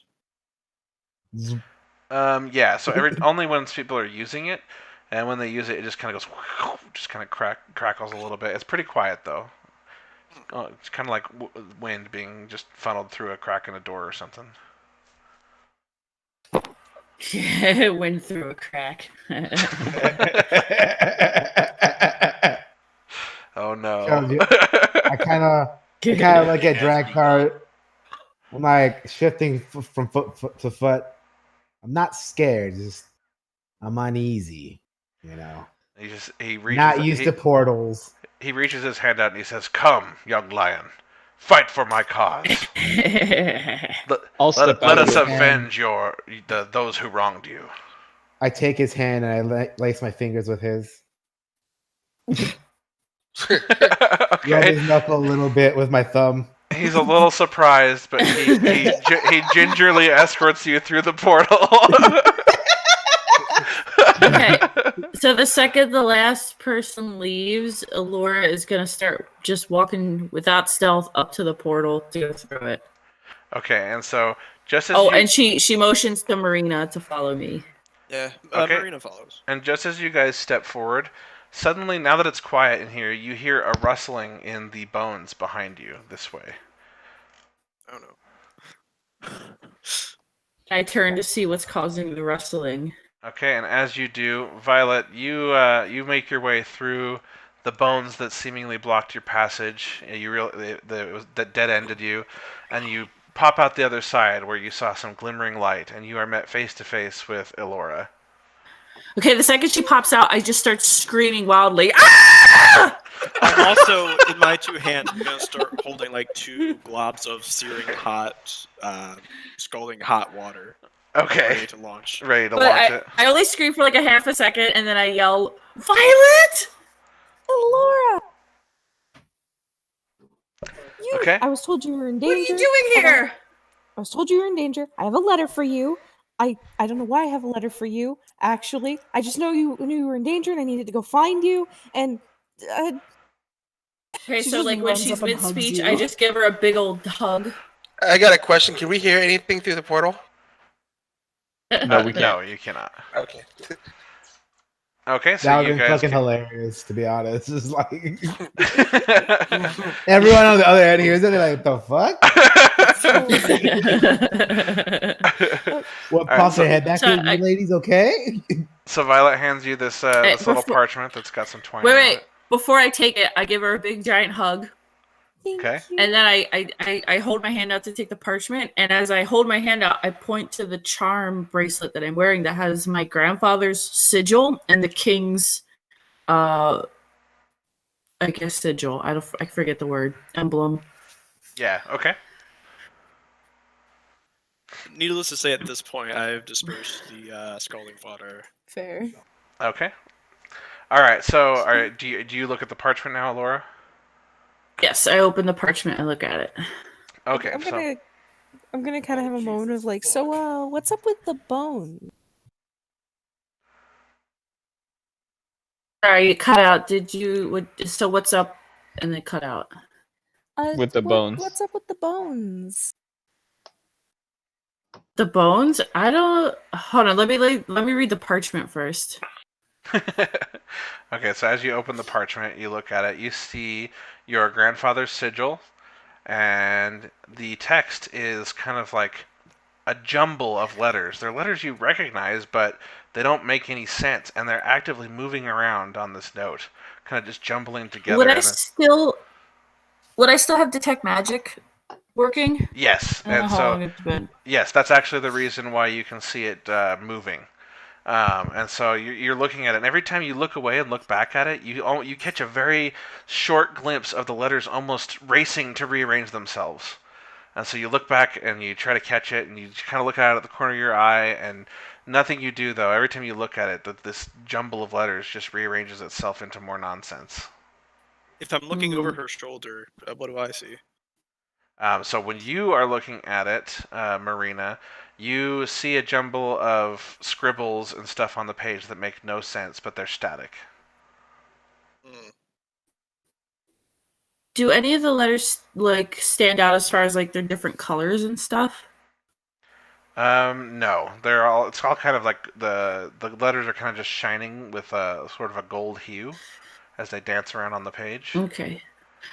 I shake my head, just like kind of like I can't, and I also mumble, I can't understand any of this. I turn the page towards Violet and ask her if she can read it. Can you understand this? Violet, the same thing that Marina sees, you see. It almost looks like a 3-year-old's scribbles. Does he have dementia? Is your grandfather a doctor? Sorry, you cut out again. What'd you say? Is your grandfather a doctor? I forget what we called him. Do we call him Willie? Grandpa Willie? I think so, yeah, Willie. Grandpa Willie. And I just kind of shake my head as I try to look at the parchment and I say, Grandpa Willie's old, but he's always been of sound mind. I don't understand this at all. I roll it back up and I put it in my pack. And then I put a hand on Violet's shoulder and I explain to her, Violet, the king has sent me on a very important mission. And me. And I sent us, Marina and I, on a very important mission. I point to Marina. You are also surprised, by the way, Alora and Marina, of her just showing up through those bones in this random cave that you're in. Yeah, that's why I screamed. So, you don't know where she necessarily came from. Are you guys still going to try to go through the portal? So I'm going to explain to her as much as quickly as I can what we've gone through so far. I started at Red Crag. Is that what it's called? Sorry, what are you saying about Red Crag? I was trying to say it's Red Crag is the town I started in, right? Oh, yes. Yep. Play this. I started in Red Crag. I found a note from a spy in Arkanen Hall. I found them in Red Crag, and then I went back to the king to tell him, and I found them here in Solar Plains, or in the Solar Mines, and they went through, and I point to the snake mouth, and they went through that portal there, and we need to follow them. Okay. Let's go and do this then, I guess. I was told you were in Wait a danger, second, so, Violet. you know, I want to be with Wait, you and Violet, make sure you he's okay. haven't had your come of age yet. You're only 14. You shouldn't be here with us. This is dangerous stuff. Yeah.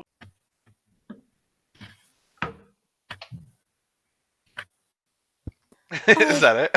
So, I may not be of age, but we're kind of in this together, and I don't know if I can get back through the secret passage.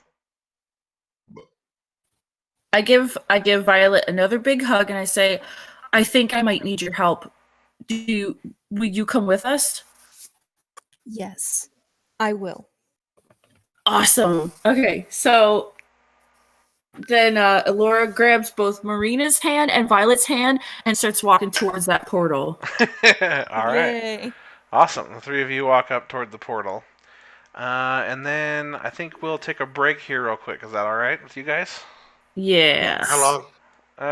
Let's say we'll be back at... How long does it take you to pee? Yeah. We'll be back at 8:55. We'll start again. Does that sound good? Okay. We'll go So at least 10:55 then? My time? Yes. It's 44 right Yes. now, so just add 11. 10 minutes. Oh, okay. Yeah, 11 minutes. Yeah. Roughly 10 minutes.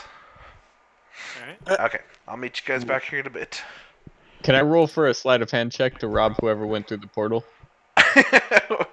So someone comes out the other side and you're trying to rob them? Yeah, I'm gonna say, what's his name? Kelgin. Keljian, okay. Yeah, go ahead and roll a sleight of hand. Sorry. Just got back. You What's go to going on? you go to reach into his pocket and your hand just collides with his hip bone really hard. Damn it. Alright. You are really fucking bad, man. With the +7 too, it's just really bad roll. What did I just miss? I just got back from the bathroom. Well, so you're aware of it because he tried to pickpocket you, and his hand, as you kind of turned his hand, he kind of cracked his knuckle on your hip bone.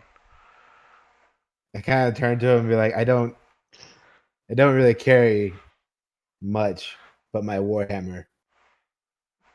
If you want to feel my butt cheek? I'm gonna grab his butt cheek. My wife said that I used to have the best ass in the tribe. I start slapping my own butt a little bit. I'll like give it a quick squeeze. Yeah, I could agree with her. Yeah. All right, you I guys. could too. I really do need to take my break, so I'll be back in a bit. All right, later, Wow, guys. check a wow wow. Oh man, I love playing my character.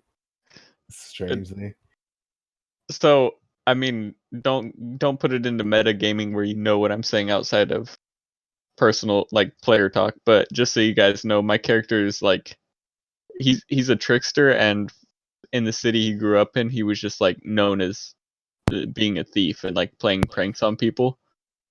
oh, this is gonna Ah. be great. So that's why I'm trying to like get in the character. I'm trying to every time I get a chance, I'm gonna try and rob someone. But like I'm not gonna be like I rob you and then it's mine. I'm just gonna like I'm gonna give it back. But it's more of just like him being a trickster, you know, him I being got playful. it. Yeah, And exactly. I got your nose. Oh God, no! Give me back my nose, That's why please. as soon as Secker walked through the portal, I threw him a couple gold was because I was saying that I robbed him while he was asleep in the other world.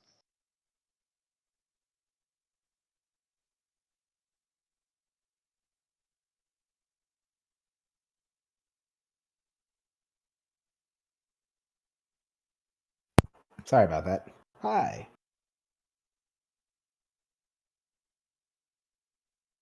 Taking So notes. what's the backstory of your character?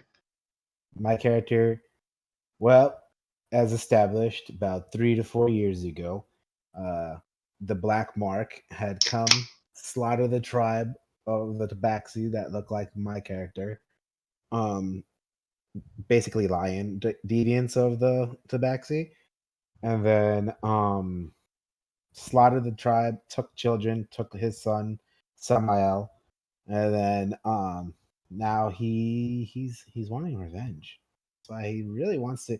That's why he's kind of like, I kind of want to kill you all, but you're just so pragmatic, Drekthar. You know. So he's willing to Yeah, hear him out. As long as he gets to kill someone, he's happy. my character. So if you pull open the Solar Plains map, Mm-hmm. um, where is that town? So right outside.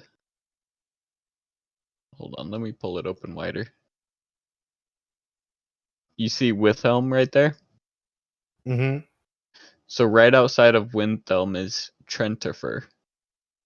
And for the sake of the story, Trentifer is mostly like halflings. And he grew up in that town because halflings are like you know, they stick in groups. They're like hobbits. They live in groups of their own people. Okay. All right. But all the other people in the city were like they had big families, you know, like 5 or 6 kids each family. So they all like grew up with other people. He grew up by himself, so he hated all the other people around him because he was by himself all the time. Nice. So really he wants a friend, but what he did was probably not the best. He was like pulling pranks, like putting dirt and mud in people's shoes when they weren't paying attention, shit like that. Oh, standard things to make friends. Well, he didn't really know he wanted a friend, but he was just like, nope, everybody else is like already friends because they grew up together, and I'm by myself because I'm an only child. So he was playing pranks on people because he was jealous, more or less. But he wanted a friend, but nobody really wanted to be his friend because he was Mom and pulling Dad, pranks on give me a everybody. fucking sibling. And so, there's one thing in my inventory that's like really important to him, and that's his playing cards, because that's after he stopped pulling pranks, he saw like a kid have a deck of playing cards that was like brand new and it was really cool, and so he stole it from that guy. And so that's kind of like what sparked his interest in stealing. So he moved to Withelm, and using his small size, he used his stealth and his sleight of hands just to like pick people's pockets and live very comfortably in Withelm. And then that's how he got entanglements with the Black Hand. All right. Nice. Nice. The black So dot, there's the black hand, the black mark. It's all black in the end, right? Hey, that's kind of bad. That's how secretive they are. No one knows their actual name. I do, because I'm with them.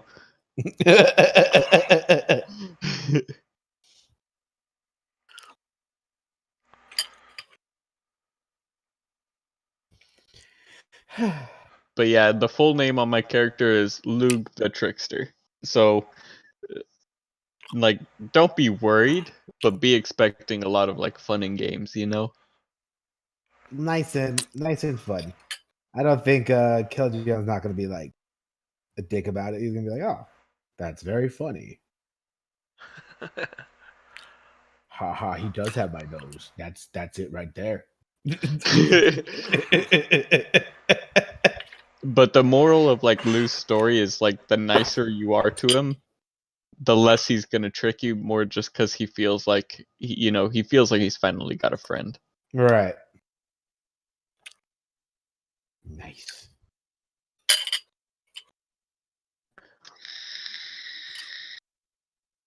Same. Whoever just took an inhale of That was me. same. I thought it was Bunsen. It's not the marriage angles, but it's pretty good. Well, I mean, whichever one you enjoy, right? One of the I either the first. used to. Oh, sorry. Go ahead. No, go ahead. I was just gonna say one of the first or second episodes of Solstice, I had to stop the game a little bit early because my wife got these tincture drops, which are have Oh no. THC, and she's supposed to do like a drop or two before bed, and she's like, how much? And I didn't see her text. She asked me how much to do, and I just said and I responded by it, and I just said a drop, and then when I did see the text, then she sends back ... and I was like, oh no, what? And she had done the entire. It was like one of those little syringes where you squeeze the little rubber part, and then it soaks up all the. A dropper. Yeah, the dropper. That's what I'm thinking of. I couldn't remember that name And she last time used the either. whole dropper. She used the whole dropper. I've made that mistake before. Well, we're gonna. We don't need headlights. Brains. We don't need brains. I used to do that a lot. Like I used to smoke a lot of weed, but I quit because I've been trying to get like a better job. I already said in the beginning when I said I didn't know the difference between bison clamps and the joke, but I'm a construction worker. But I've been trying to get a better job, and they the new jobs drug test you. Mm-hmm. Gotcha. And even though it's legal in California, federally they could still decline you. Mm-hmm. Believe me, I'm in the same boat. Want another job, but I also I really want to smoke. Yeah, so I haven't smoked since like October of last year, but I drink a lot now. Oof. One vice for the other, man. Well, like at least with this one, I could pass a drug test, you know? Yeah, it's legal, right? Like, in my personal opinion, weed should be more legal than alcohol, but I'm not in the government, I can't say. I agree, but the government dumb. But what do I know, right? I'm not a government official. I would say weed should be legal, and we should stop sending people to jail for doing drugs. All drugs. I agree with that, just because even though they're doing those drugs, it's their choice to do it. You should send them to jail if they're selling it to like minors. But if you're over 18, you could be able to do whatever you want. And also, like, if you really want to send them someplace, if they want to quit, just send them to rehab. It's probably a lot cheaper than jail. Yeah, it's 55. It also costs less to send them to rehab than it is to send them to jail. Welcome back, everybody, to With Disadvantage, the political talk show. Poor Chev is gonna be like, yo, I had to edit this out. I always edit out the break talk anyway. I made mac and cheese with my Instant Pot today. Ooh, nice. I had a Hawaiian haystacks for dinner. It's got like little elbow noodle marks on the bottom. And I'm like, I don't know why I did that. I can't get them out. That's I a can't- giant F. That's really F's funny. in the chat for our bro. I can't take this Ooh. out. Like a Oh no. went off inside of it. I should have started my chat. So, I made a terrible mistake and I maximized Fantasy Grounds and now the minimize bar isn't popping up at the top. Is any advice? Right click the background, and then you'll get a little radial menu, and there's a restore window button. That means it's time to fucking panic. I kind of did that the first time that happened to me. I panicked. I'm like, I know I was gonna exit out, but I was like, I can probably That fix was this eventually. Move was panicking. Only thing you could do is unplug your computer. Alt No, F4. I wouldn't Alt risk F4. that Then just delete because System 32. I just bought all new parts for my computer and installed them myself, and my computer was like originally running on what's it called? It was running on a bootlegged version of Windows 7, and when I got all the new parts, I found out that USB 3 isn't supported with Windows 7, so I couldn't use my mouse and keyboard. So I had to like reinstall the old motherboard, download Windows 10, and then put in the new motherboard. That's annoying. I think the only thing you can do is delete System 32 and take your computer and throw it in, like bury it. Better just bury it and then become Amish. You gotta you have to bring it into like sand with broken glass and like Yeah. a mixture of like salt. You guys sound like Yeah, you're it's trying been to summon something out of it. You have to paint like a No, pentagram over it really. as well to keep it in there. Why are you guys trying to ruin my life? They're gonna summon Jesus. You gotta Do we- attach a car battery to a nickel plate, make a electromagnet, just go Do in we- on it, bro. Do we have everyone back? I'm here I'm yet. Okay. Out of curiosity, who all heard me talk about like what my character is? I did. I did. I heard some. Not it. I didn't. Who said I didn't? Laura. Guess. Mirma. Oh, Mirma. Okay. So you're the only Guess. person that doesn't know what to expect. Other chick. Okay. Wow, Miranda. Is that all you think you are to us? Not our friend? You're the other one. God. All right. So you guys go. Do you guys step through the portal then? Three of you. Yep. Okay. So I do, and I'm holding their hands, so if they don't, then that's gonna be a problem. Yeah, no, I come through. So no one can read that paper then, huh? I'm still sitting by the portal, so can I roll a stealth check just because like I'm kind of hiding there? Sure. Yeah. Go ahead and roll a stealth check. All right, They ain't seeing shit. I'm gonna remove all these guys from the tracker. There we go. I do want to say I did not go through that portal stealthily because I don't know what the fuck to expect, and I'm on a mission to learn shit. Okay, so you guys appear on the other side. Give me 1 second to get you guys in here.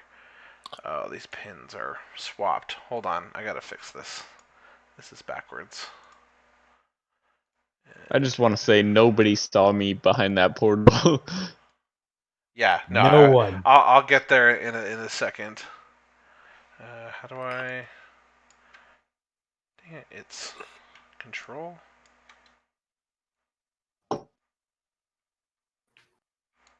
There we go. I couldn't figure out how to put Fog of War back onto the map. What map should we be looking at? You'll see. Hold on. I've got to get your tokens on there first. Exit mask mode. Okay. Zoom it in. Kill Gion.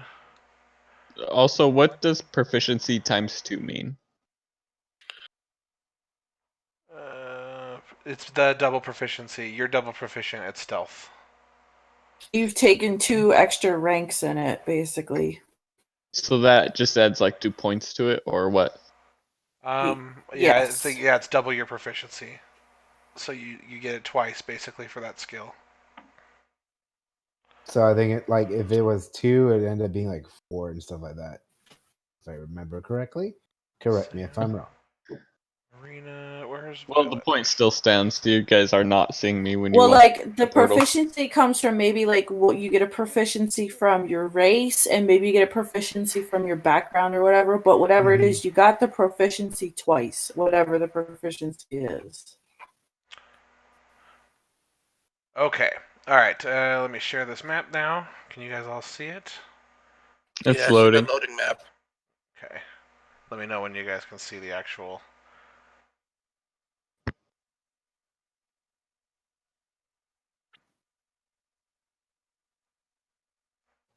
It's a coming. Yeah, it's a bit. This one's a big map, so it's probably gonna take a second. It'd I be thought he cool was if able I closed to down force Spike us. then. I am. I just didn't think ahead and preload the map. I can preload the images onto your machines, but I forgot to do it. You're good. I see squares. That's a good sign. Yeah, I see it. It's taking forever. Holy crap! I see squares too. I see the Wait, top now I square see where it. we all are. Now I Okay. see stairs. Anyone not see it? Did you only like Not reveal it. where we are? Yeah, I've only revealed where you are. Yeah, the top left Oh, corner, See okay. it now. basically. Can I move myself like right here because I'm kind of hiding while they're going through? Yes. Okay. So you guys come through, and suddenly on the other side, you guys are greeted with a giant, basically party.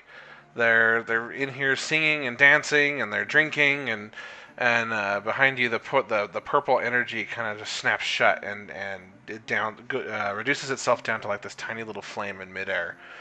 And in front of you, everyone's just drinking and laughing and celebrating. You guys immediately see in front of you Sam, still looking like Lou, but wearing his same clothes, the guard garb that he was still in.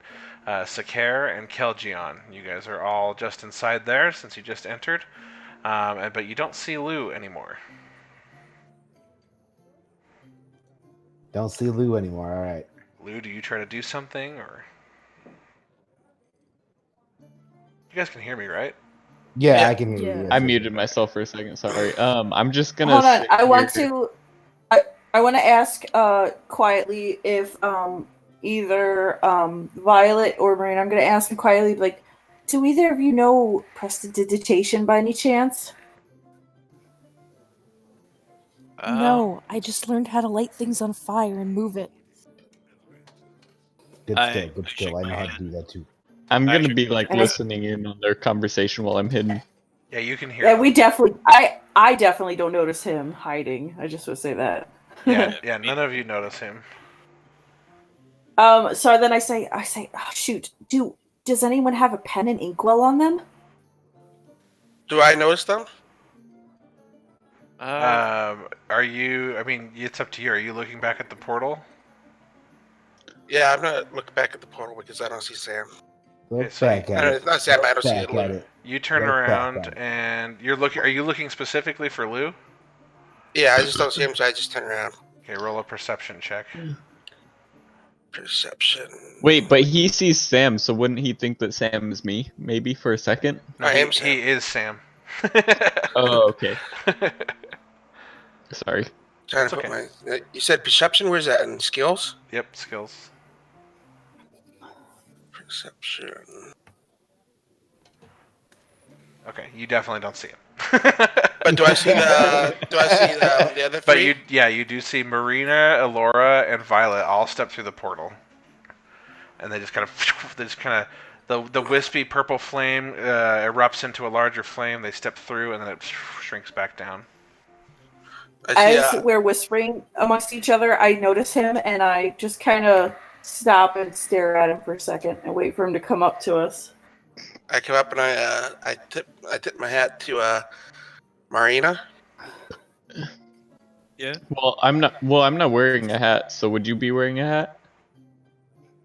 Yeah, he's a changeling, so he just changes his his body appearance, not his clothes. Yeah. Oh, okay. So you still have the guard outfit on. Were you wearing a hat? I don't think you were. Maybe I just do a little finger salute. I salute back, confused why you're saluting at me. There you go. There you go. I never did thank you for healing me back at that bar basement. No problem. Okay. And Ooh, I'm I'm gonna gonna say- like I- pull and I my say- hood over my hair. I say, you're the guard, right? Do you have a pen and inkwell on you? We need the dot. And I point to my left ear. Hold on 1 second. Sam, are you able to change size? I don't think you can change size. I think you have to be the same size. That's fine. We'll let it go for now. I'll look at it later. Okay, what did you ask, Alora? I asked, does he have a pen and inkwell? Because we need to put the mark on, and I point to my left ear. No. It's the right ear. It's definitely the right ear. You don't need that. So as you... Oh no, we saw that whole thing, so I know what the fuck's going on. Someone vouched for me, and I'm gonna vouch for you, so it's fine. So as you guys start realizing that you need to look at your ears, or put dots on your ears, you guys look, and who's the first person to look behind someone's ear? Anyone? I'm going to try and pick Marina's pocket since they don't. All right, roll a sleight of hand check, and then Alora, you're the first one to notice. You look behind Violet's ear, and you see that there's already a dot back there. I gasp. I say, Violet, are you already a part of this gang? When were you gonna tell me? Gang? Can I roll with advantage because I'm stealthed? Sure, yeah, go ahead. You better not take my towel. By the way, you can hit that little ADV button in the bottom left and roll 1, and it will do the advantage stuff for you. Oh, okay. Okay, so 23. Alright, so you are able to successfully reach into Marina's pocket. And what does he find in your pocket? Well, some items that would be in there include 2 daggers, my crossbow, 20 bolts for my crossbow. You're able rope. You're able to find one of her daggers right off the bat. Okay, so I'll take the dagger and I'll replace it with a couple of rocks just to like give it the same kind of weight. Okay, so you have some rocks up your sleeve, and you kind of grab the dagger and then funnel the rocks into her pocket successfully. Marina, you don't notice any of this to go down. Great. But please remove 1 dagger from your inventory and add 1 to yours, Lou. Also, add some rocks to your inventory. A handful of rocks. How do I add daggers to my inventory? So that will be on D&D Beyond. So if you go to your... Yeah, we're not doing inventory on Fantasy Grounds. Alright, I have a question. If I was feeling behind my left ear, would I feel the dot? Like, does it stick out at all? No. You wouldn't feel it. So I freak out at Violet, and I say, Violet, how did you get the dot? Are you part of this gang? What do you mean? What do you mean a dot? Okay. You have a dot I on just your start left rubbing ear. my ear. I show her my left ear next to say, look, Okay. you're not supposed to have anything there. Violet, you see her ear. There's already a dot there on her ear as well. There's a dot on your ear too. What are you talking about? And I go, what? On my ear? And I like turn to try to look at it, and then I realize I can't look at the back of my own ear. And I say, Marina, is there a dot on my ear? I change into Elira, and I show her her left ear. Did he also have the same dot? So he would be like a short version of me, right? Yeah. That would be fucking hilarious. Just like all of a sudden you look. So who did you change into, Sam? I turned into what's her name? Laura. Alora. Yeah, Laura. Okay, you're now Elora. And I show her left ear. Upon seeing this, Upon seeing short me, I just kind of cringe and go, ugh. It would be normal size. It's normal. Yeah, It's be normal normal size. sized. Yeah, actually, I think we're gonna Oh, say okay. he shouldn't have been able to be. He would have been a tall version of Lou, basically. I think if we were to retcon, I'll To look be that up for honest- sure after the game. So I show Marina and I say, Marina, let me see your ear. I go, show Look show at my them ear. I'm gonna show you your ear. And then you by see proxy. on Sam's ear the same dot. I show behind my left ear. Like, do I have some? Anybody that looks sees. Yes, you do. Okay, I want to do a quick. I take out my my crystal thing, and I detect magic again. Okay. And I specifically want to look at the dot to see if it's magic. Right. So you look around, same stuff. Some people have random things on them. You see. Go ahead and roll me a perception check, also. I'm gonna say I better Okay. check to see if I have anything on my boobs, and I look down. Yeah, she might be able to see my magic flask. That's Also, that's exactly also what the perception 15. check's I'm for. 15 years old. I am 15 years old, by Oh, the way. that Oh, one. man. Okay.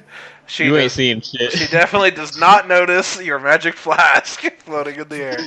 All right. So you look at the dots and you immediately see that same purple glow that's from the portal on the dots. Okay. So I tell Marina and Violet, I say, the dots are glowing purple. There's something magic. Let's just go with it. Let's pretend like we're part of this gang. Okay. Okay. Okay, Kelgion, you're just down the steps. You turn and you notice these guys come in. You don't recognize any of them. Sakare, you are also in here. What are you up to while you're in here, Sakare? Caw. Breadcrumbs. What? That's all he's focused on. Breadcrumbs on the floor. I don't think that was actually Boris talking, was it? No, it's not. It was me. I just imagining him being like a giant pigeon, like picking at people's. I was imagining that he was just holding a bowl of breadcrumbs and just like poking his whole face into it. Yes. He's just pecking out breadcrumbs. Is Boris there? Yeah, I'm here. Okay. What are you up to inside the... This is the Black Mark hideout, so you're familiar with it. I'm just kind of I'm just kind of hanging out in the corner, just kind of quietly observing everyone. Just kind of perched up, just looking around. Okay. Perched up because you're a bird.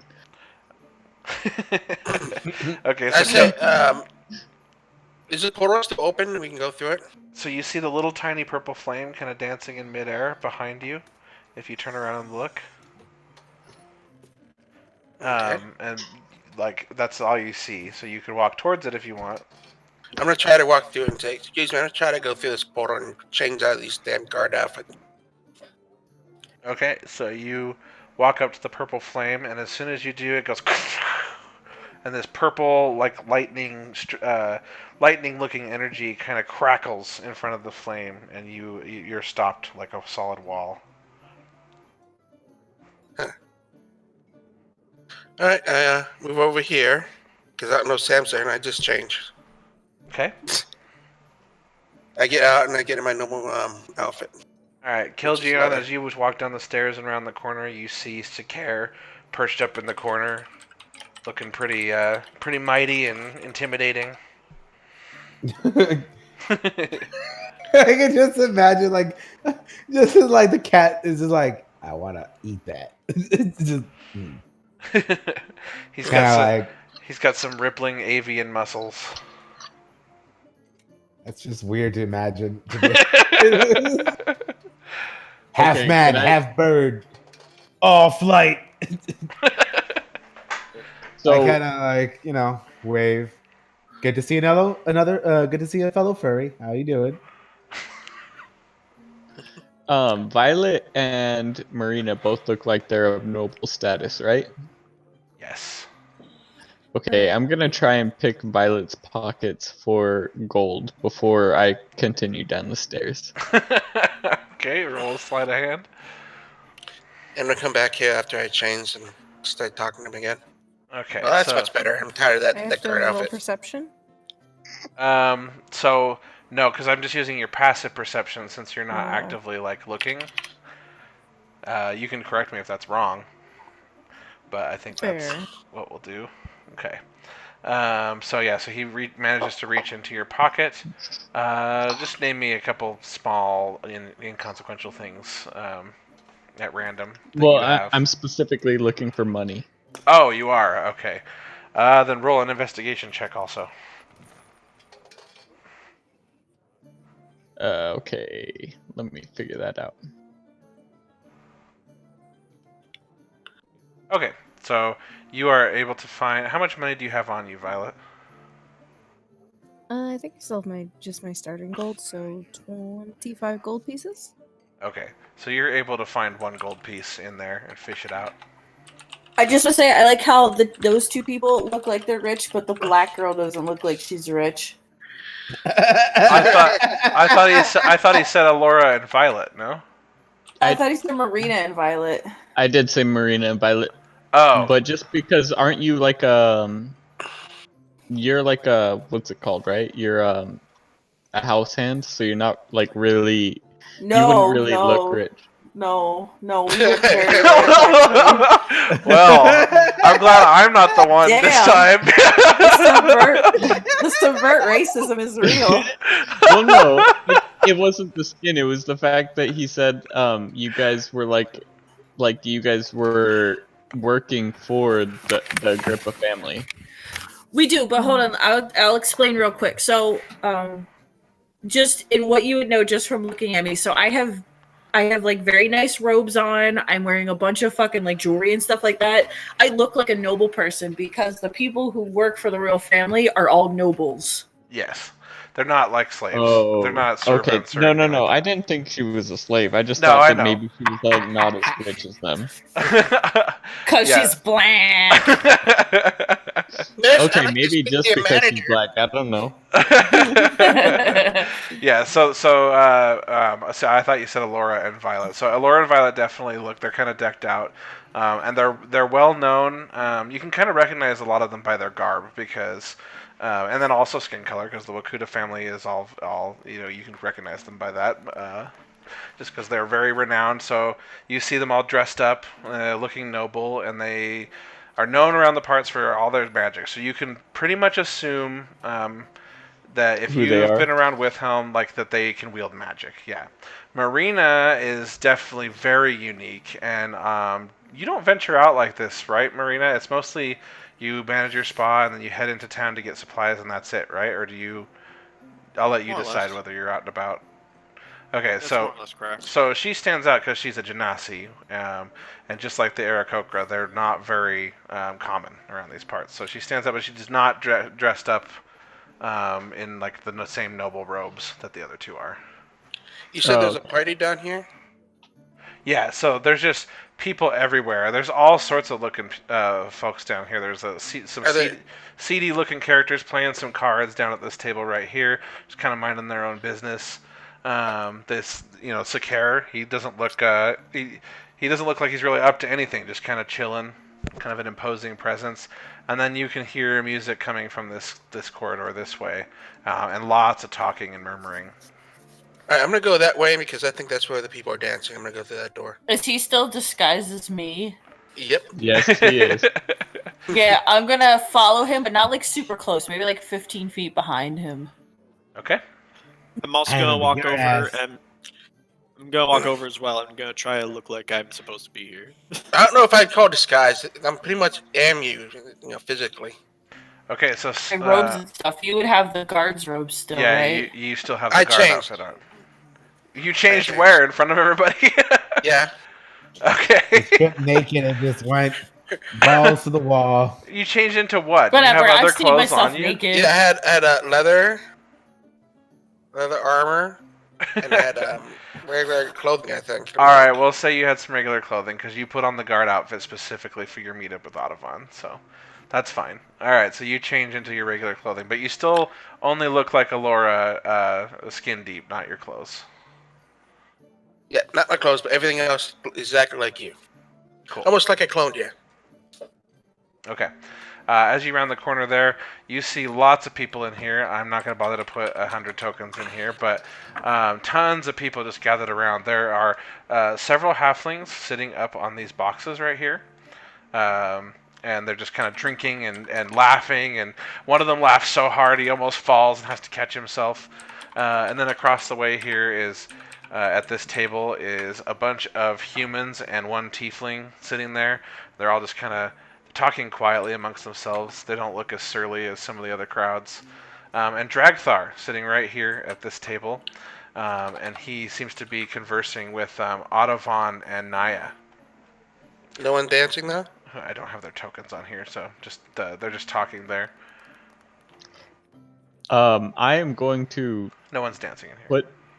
I'm gonna put Marina's dagger inside of, like, I'm gonna walk in front of her about like right here, and Okay. put her dagger inside of the wall, and like kind of like with my thumb flick the gold piece back at Violet, and like just quietly say, and see if they hear it, watch your pockets in here. And I'm gonna walk over here and start playing cards with these people. Okay, so you first you stab the dagger into the wall. Yeah, right here. Okay, go ahead and roll a performance check for me for that. What kind of wall is it anyway? Isn't it stone? Yeah, it's stone. But I'm gonna like try and fit it between the cracks. Okay. I'm not joining the tiefling. Okay. All right. So you go to jab it into the stone, and a little bit of the mortar that's between these stone bricks kind of chips away, and you're able to wedge it in there just barely. So it's poking out, and then you flick the coin at Violet as she walks by. Yes. Okay. Roll me a performance check for that one. Okay, hold on. And then also a dexterity check from you, Violet. Okay. Or let's do athletics. Or, excuse me, acrobatics. The coin comes flying at her. Ah, fuck. Okay, so you flip the coin right in her way. And, and this coin just kind of hits you right in the shoulder and then falls down your robes onto the floor. And I'm just gonna say, watch your pockets while you're in here. And then I'm gonna walk to this table. And I'm gonna reflexively put my hands over my pockets and take my dagger back out of the wall. Okay, so yeah, you see the dagger in the wall, and almost as if he came out of nowhere, you guys just suddenly see him appear, do all this, and then walk down here to. You're playing cards, you said? Yeah. Okay, so you sit down to in between these two guys. They both have hoods over, and they both. I have my hood over as well. Oh, okay, all right. You come up and they just kind of stop and they look at you and they go, "What you want, Lou?" Well, who's offering drinks? You got to win a round, or if we're gonna buy you anything. And then they deal you 2 cards. What should I roll? Let's see. Well, So you're gonna let's see. We're gonna actually play a hand. All right. So we'll just play it. We'll actually play around real fast. So you pick up the 2 cards and you look at them and you have a 7 and a deuce of diamond, a 7 of diamonds and a deuce of hearts. What's a deuce? Sorry. A 2. Okay. I've never heard it called that, but I got you. Okay. Are we playing blackjack? So this would be like Texas Hold'em or something with 2 whole cards, because you're only dealt 2 cards. So yeah, I guess it could be blackjack too. You don't know. You could ask them. Oh yeah, I'll go ahead and ask them what we're playing. Okay, so it's basically Texas Hold'em. Okay. Okay, they're like, "What's your bet?" I'll throw down a gold piece. Okay. You throw down a gold piece, and he looks at you, and then he matches your bet, and the other guy taps on the table, and then the first guy deals 3 cards out onto the center of the table, and it's a 7, a king, and a queen. The 7 is a 7 of clubs, and the king and the queen are hearts and diamonds, respectively. I'll raise them 1 more gold piece each. Alright, wait your turn, and then this guy throws down a gold coin onto the table, and then the other guy follows suit and also throws down a gold coin. Now you can bet. All right, I'll throw a gold coin down. Okay. All right. You're staying in, huh? Risky pot. And then he deals another card out onto the table, and this one is a. Let's see here. I'm just pulling random cards out of this deck generator. And this one is... Oh, nice. A 2 of spades. You now have 2 pair. And the first guy throws down a coin. Second one throws down a coin. Now it's your turn again. I'll throw down 2 coins. Guy to your left looks at you. He just says, "No funny business, Lou."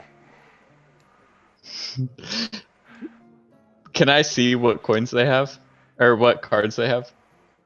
No, like what their cards are? Yeah. No. Can I make a perception check? Okay. You can try to like peek, I guess, with a sleight of hand, but their cards are directly in front of them, laying face down on the table. Okay, I'll use sleight of hand. With That disadvantage, because they're right in front of you.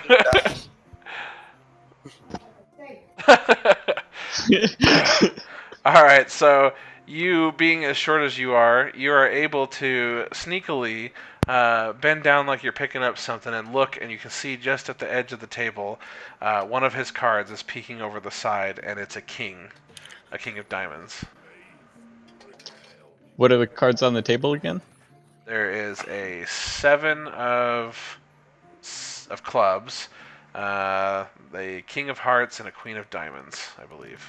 Oh, and then also 2 of spades. 2 of spades. Yeah. Okay. Yeah, I'll stay. I'll stay.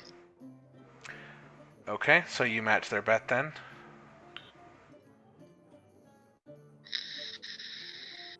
And I'm already full 4 gold deep now, right?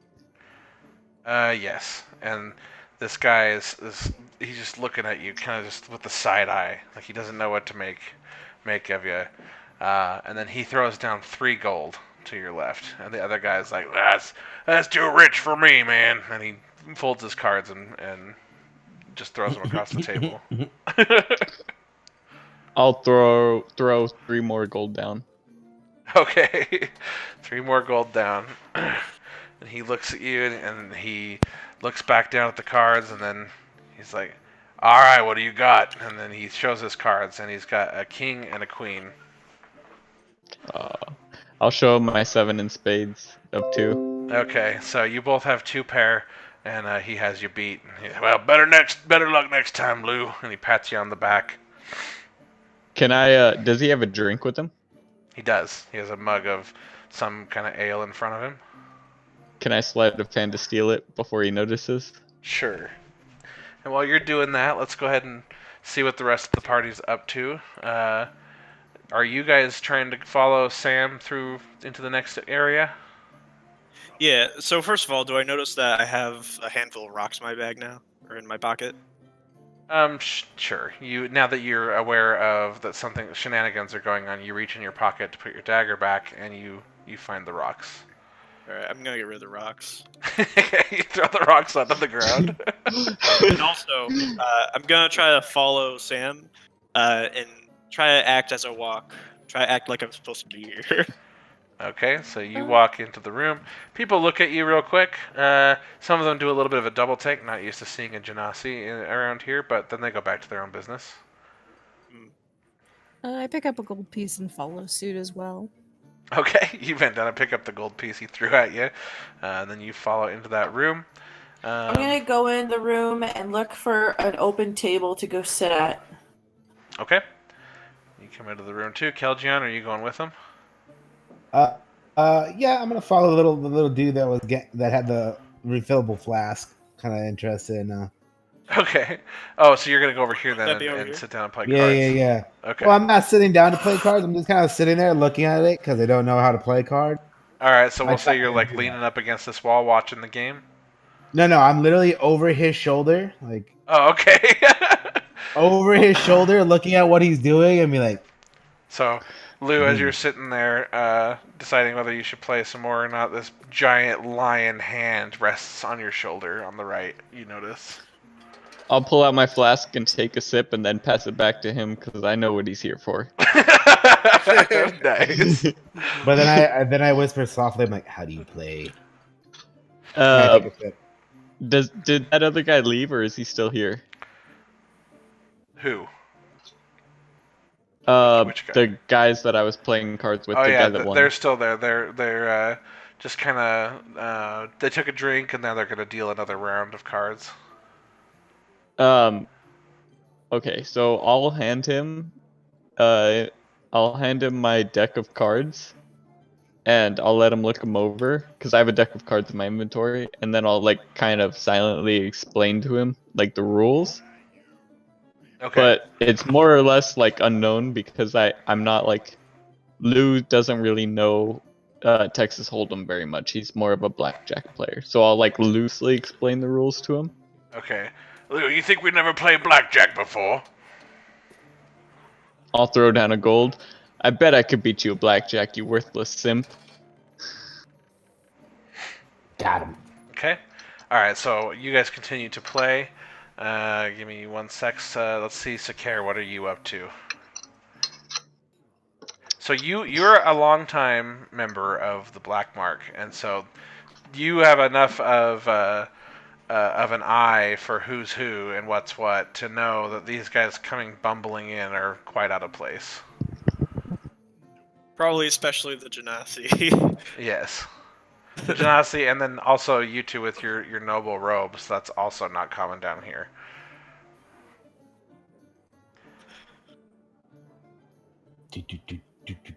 Sakare, do you do anything, or are you just still chilling there?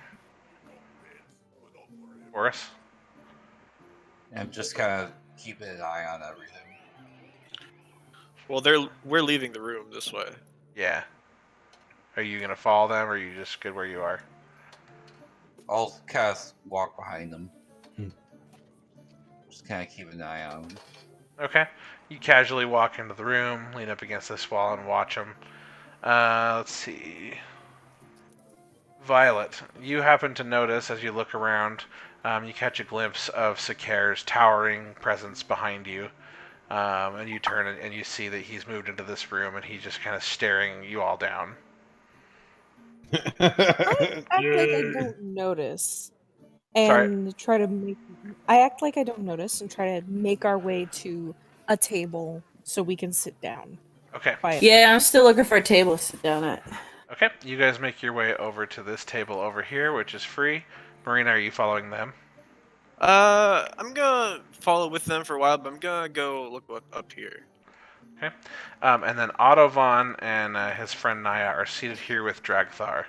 And Dragthar kind of gives you guys a thumbs up as you walk by.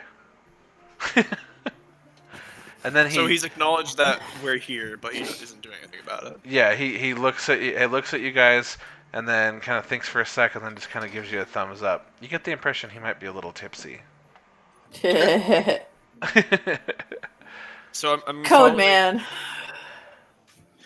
I'm following Allura and Violet to the table, but once we get to this point, I'm gonna see what's up here. I'm actually gonna stop you from walking away and whisper to you really quick before we sit down properly.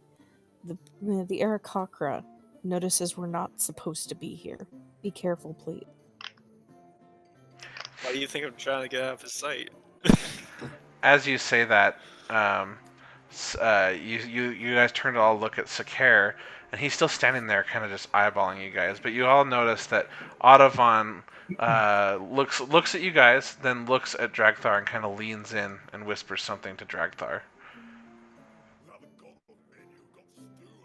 Can we hear it all? No, I guess we couldn't hear it all what he's saying, huh? No, too busy, too loud in here.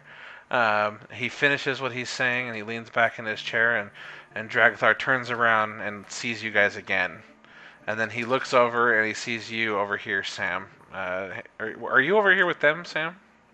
No, I went with the tiefling. I wanted to sit with the tiefling.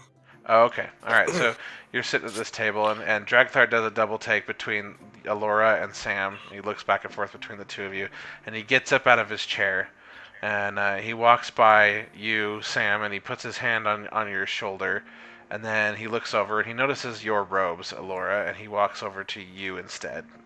And then he Before he does that, I wink at him. he's walking away. You don't make eye contact with him. But that's hilarious. All right, so Marina, Elora, and Violet, he looks you all over, and he just says, I don't recognize up to me, you. I stand up, but I hide my hands behind my back. And I say, we were brought here to assist you with the Dominion. You want to join Black Mark? Sorry, his accent's kind of still being figured out. Hands, and I show him the back of my left ear. And then he looks and then he looks back at you. He's like, I know this is your first time here. I look at Marina and Violet to both see if they've moved or said anything. Well, I was trying to look over here. Like, if I can't go there physically, I want to see what's over here. Can't see past the fog. Okay, so sorry. I'll reveal what you guys can see over there. There you go. Okay. Okay. All right. I'll give you guys one more chance. To do something real quick? So what are you up to, Marina? First. I'm Oh, sorry. Wow, we got no, three go ahead. people here named Marina.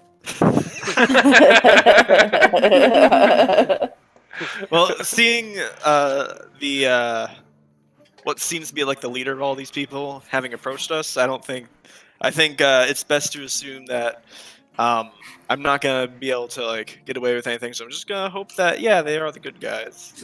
Freak out. Just freak out and run away.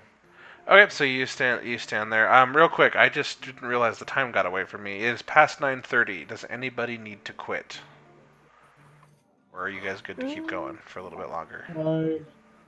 I could go for a bit longer. I'm getting a little bit sleepy, but I could keep going. Okay, you guys I'm kind of in that same spot. I could go a little longer, but I definitely need to go to bed soon. you guys want to stop at the top of the hour? I'm down. That sounds good. Okay. Sounds good. All right, we'll go for a little over 20 more minutes. Okay. So as you guys are meeting Dragthar's gaze, he kind of just approaches you all casually, and he just says, "Did you follow us in here?" Is he looking at any of us specifically when he says that? He's going back and forth through the three of you, like making eye contact with each of you. Well, one of you speak up. I nod and I point to Audavon and I say, "We were with him." You look, but he looks back and points to Audavon, and you see Audavon kind of do this like nope, cutthroat motion. Can I sneak behind Dragthar and hold out my flask and say, "They're with me"? Yeah, you can. Okay, go ahead and roll a stealth check if you're trying to sneak. Well, not really sneak, but more of just like get behind him pretty quickly. Okay, then that's fine. Yeah, so you come walking through, you come up behind him and you say, "They're with me." And Dragthar turns around and he says, "Lou, these are with you?" And I just kind of like hold out my flask and smile. "You want a drink, bud?" You're holding it up to Dragthar? Yeah. And Dragthar just laughs and then he hunkers down because you are quite a bit shorter than he is, and he kind of gets about a foot away from your face, and then he just says, "You know the protocol. You're supposed to bring newcomers to me." Well, you know me. I don't me and rules don't really work out very well. You know, I like to play by my own kind of thing. And he just kind of puts his hand on your little shoulder, and he just says, "Next time, bring them to me." So how about that drink?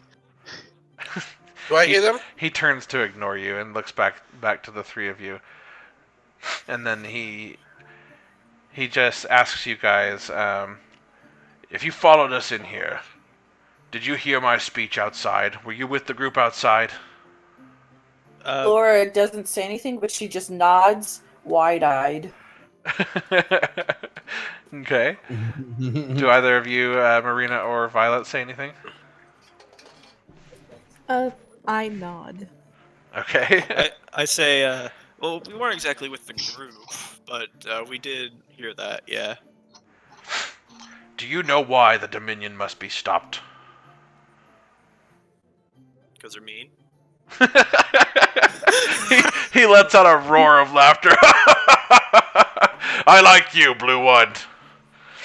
And then he takes another swig from his mug, and then he says, "The Dominion plans to thwart the peace in the solar planes. The Dominion wants your water." And then all at once, the music in this room kind of stops, and everyone turns to Dragthar, because the water is a precious resource in the solar planes, and Wilhelm controls the water, but they distribute it evenly across the solar planes. It's basically sacrilege to mess with the water. And so when everybody hears that the Dominion is going to try to seize the water, everyone stops and turns to Dragthar. And Alora gasps loudly. The Dominion plans to divert the water from Wilhelm to the Dominion's territory.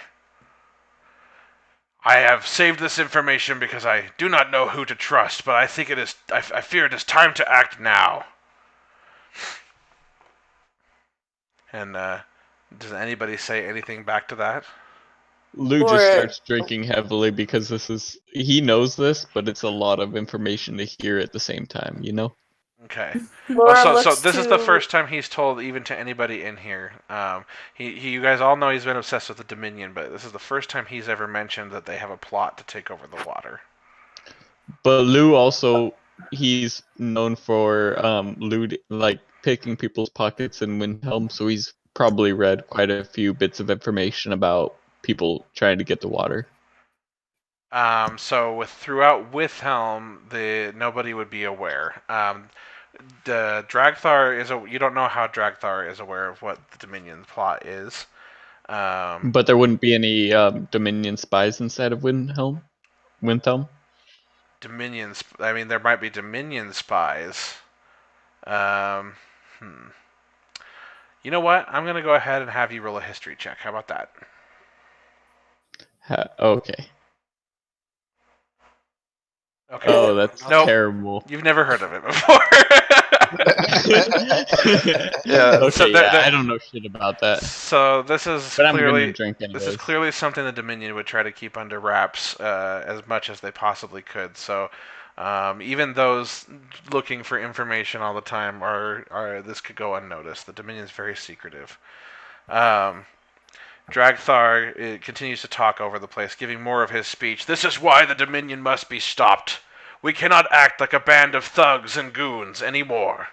We have to take back what is ours. We have to find ourselves a home. I just want to look over to see if I could see what Audavon's facial expressions are. Audavon looks a little shocked as well. He's kind of just like watching Dragthar as he talks. So before he was looking a little smug as he was like talking to Dragthar, pointing you guys out. Now he's looking a little concerned. All right, and otherwise I continue listening quietly. I have a question. Okay. Given my hot springs, how much do I know about the water and how water comes to this dome? So you know a lot about the water once it gets to Wilhelm Castle. You know how it's diverted from the falls, from the solar springs, and then they forms the solar springs after the falls, and they redirect it through a lot of basically, well, I don't want to say machinery, but mechanisms at the edge of the castle. Channels, Channels. aqueducts. Yeah, there you go. They funnel it through a lot of aqueducts and channels, and then they package it all up into barrels and whatnot, and load it up and they export it, and they use those exports to in exchange for the goods that they need. Like Trelesta is known for their farming and their crops, so they exchange a lot of water for crops. Can I make a perception check on him saying that they plan to divert the water? Because that sounds a lot easier said than done. Sure. Do an insight check. Well, Insight check, okay. They build a giant I- dam. I also want to take an insight check roll at this because I'm just like very skeptical at this point. Okay, go ahead. I rolled a 6, so I probably couldn't tell. Yeah, I saw yours. Nice. Oh, okay. Yeah.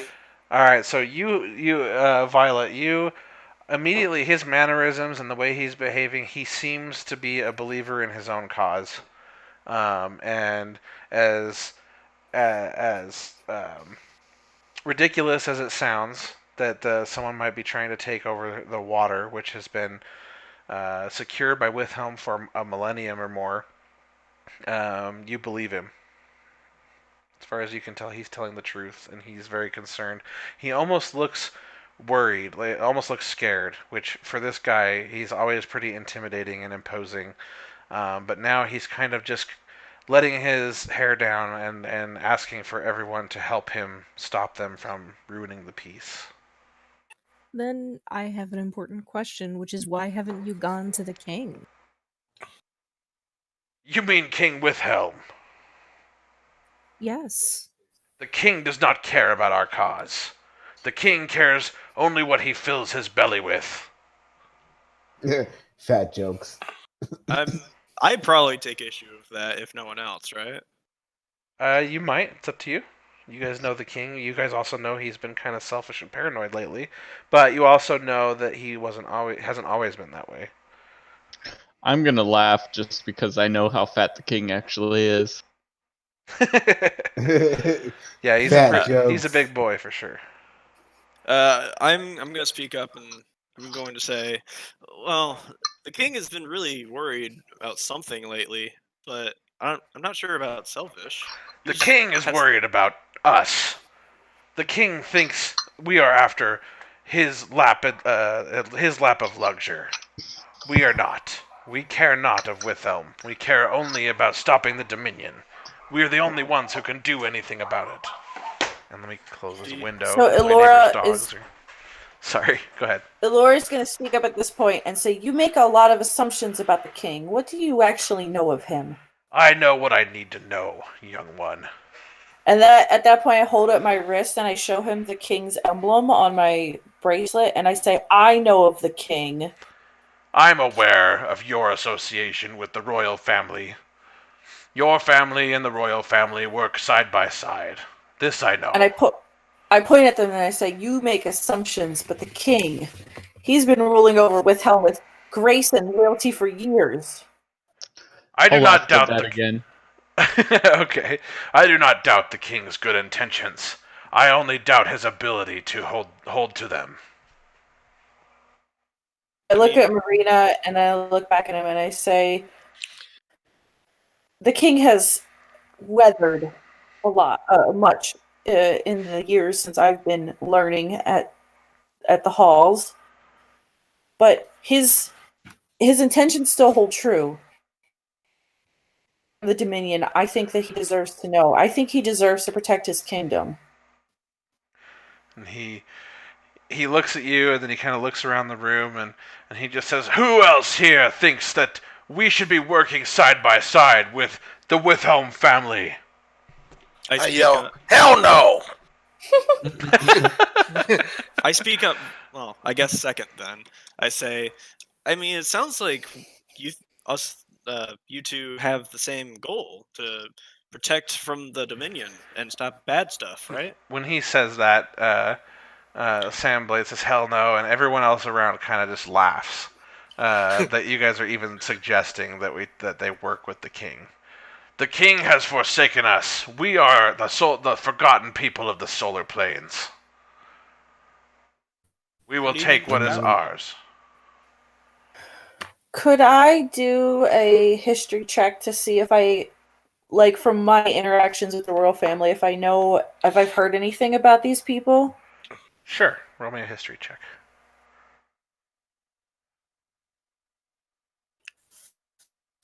Okay.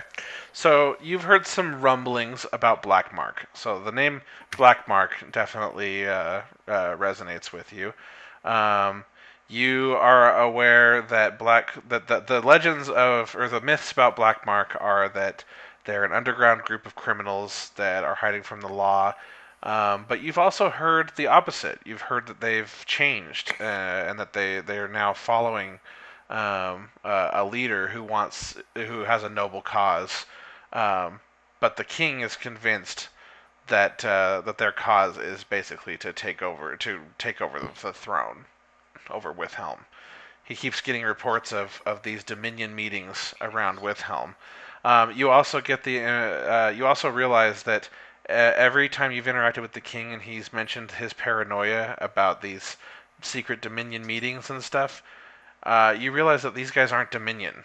That these guys hate the Dominion. This Dragthar wants to use everyone here to fight the Dominion. Um, so you get the impression the king may be mistaken about what he's after. So I'm going to tell him, I say, the people of Windhelm are behind the Black Mark. We stand with them.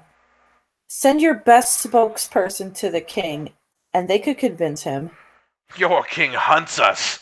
He sends people like you to come down here and use your magics to stop us. You did not know how powerful we are down here before you ventured into the mines, did you? We didn't know that you were acting for good. I look at Marina when she says that, and I say, did we try to stop you? We followed you. We learned about you. You also learned that we have strength in numbers. We learned that you aren't against us. I'll take a drink from my glass and say, maybe I could talk to the king. I stole from him enough. I actually stand up and say, I wasn't originally sent down here, but from everything I've heard of you, everything I've seen of you, the way you speak, what you speak of, you have a noble and kind cause. Thank you. Thank you, young one. I have no qualms with your family. You are a member of the Agrippa family, are you not? Yes, I am, sir. She curtsies. And he kind of bows his head a little bit to you guys, and he just says, "Then join me. If we share the same cause, then come with me. We have the power to do something, to make a difference." I want to speak. I want to speak up. I say, and it's possible that the whole issue with the king. I mean, if the Black Mark used to be criminals, he simply hasn't got the memo that you guys have turned a new leaf. You can't trust the law. Go ahead and roll a persuasion check, Marina. Okay.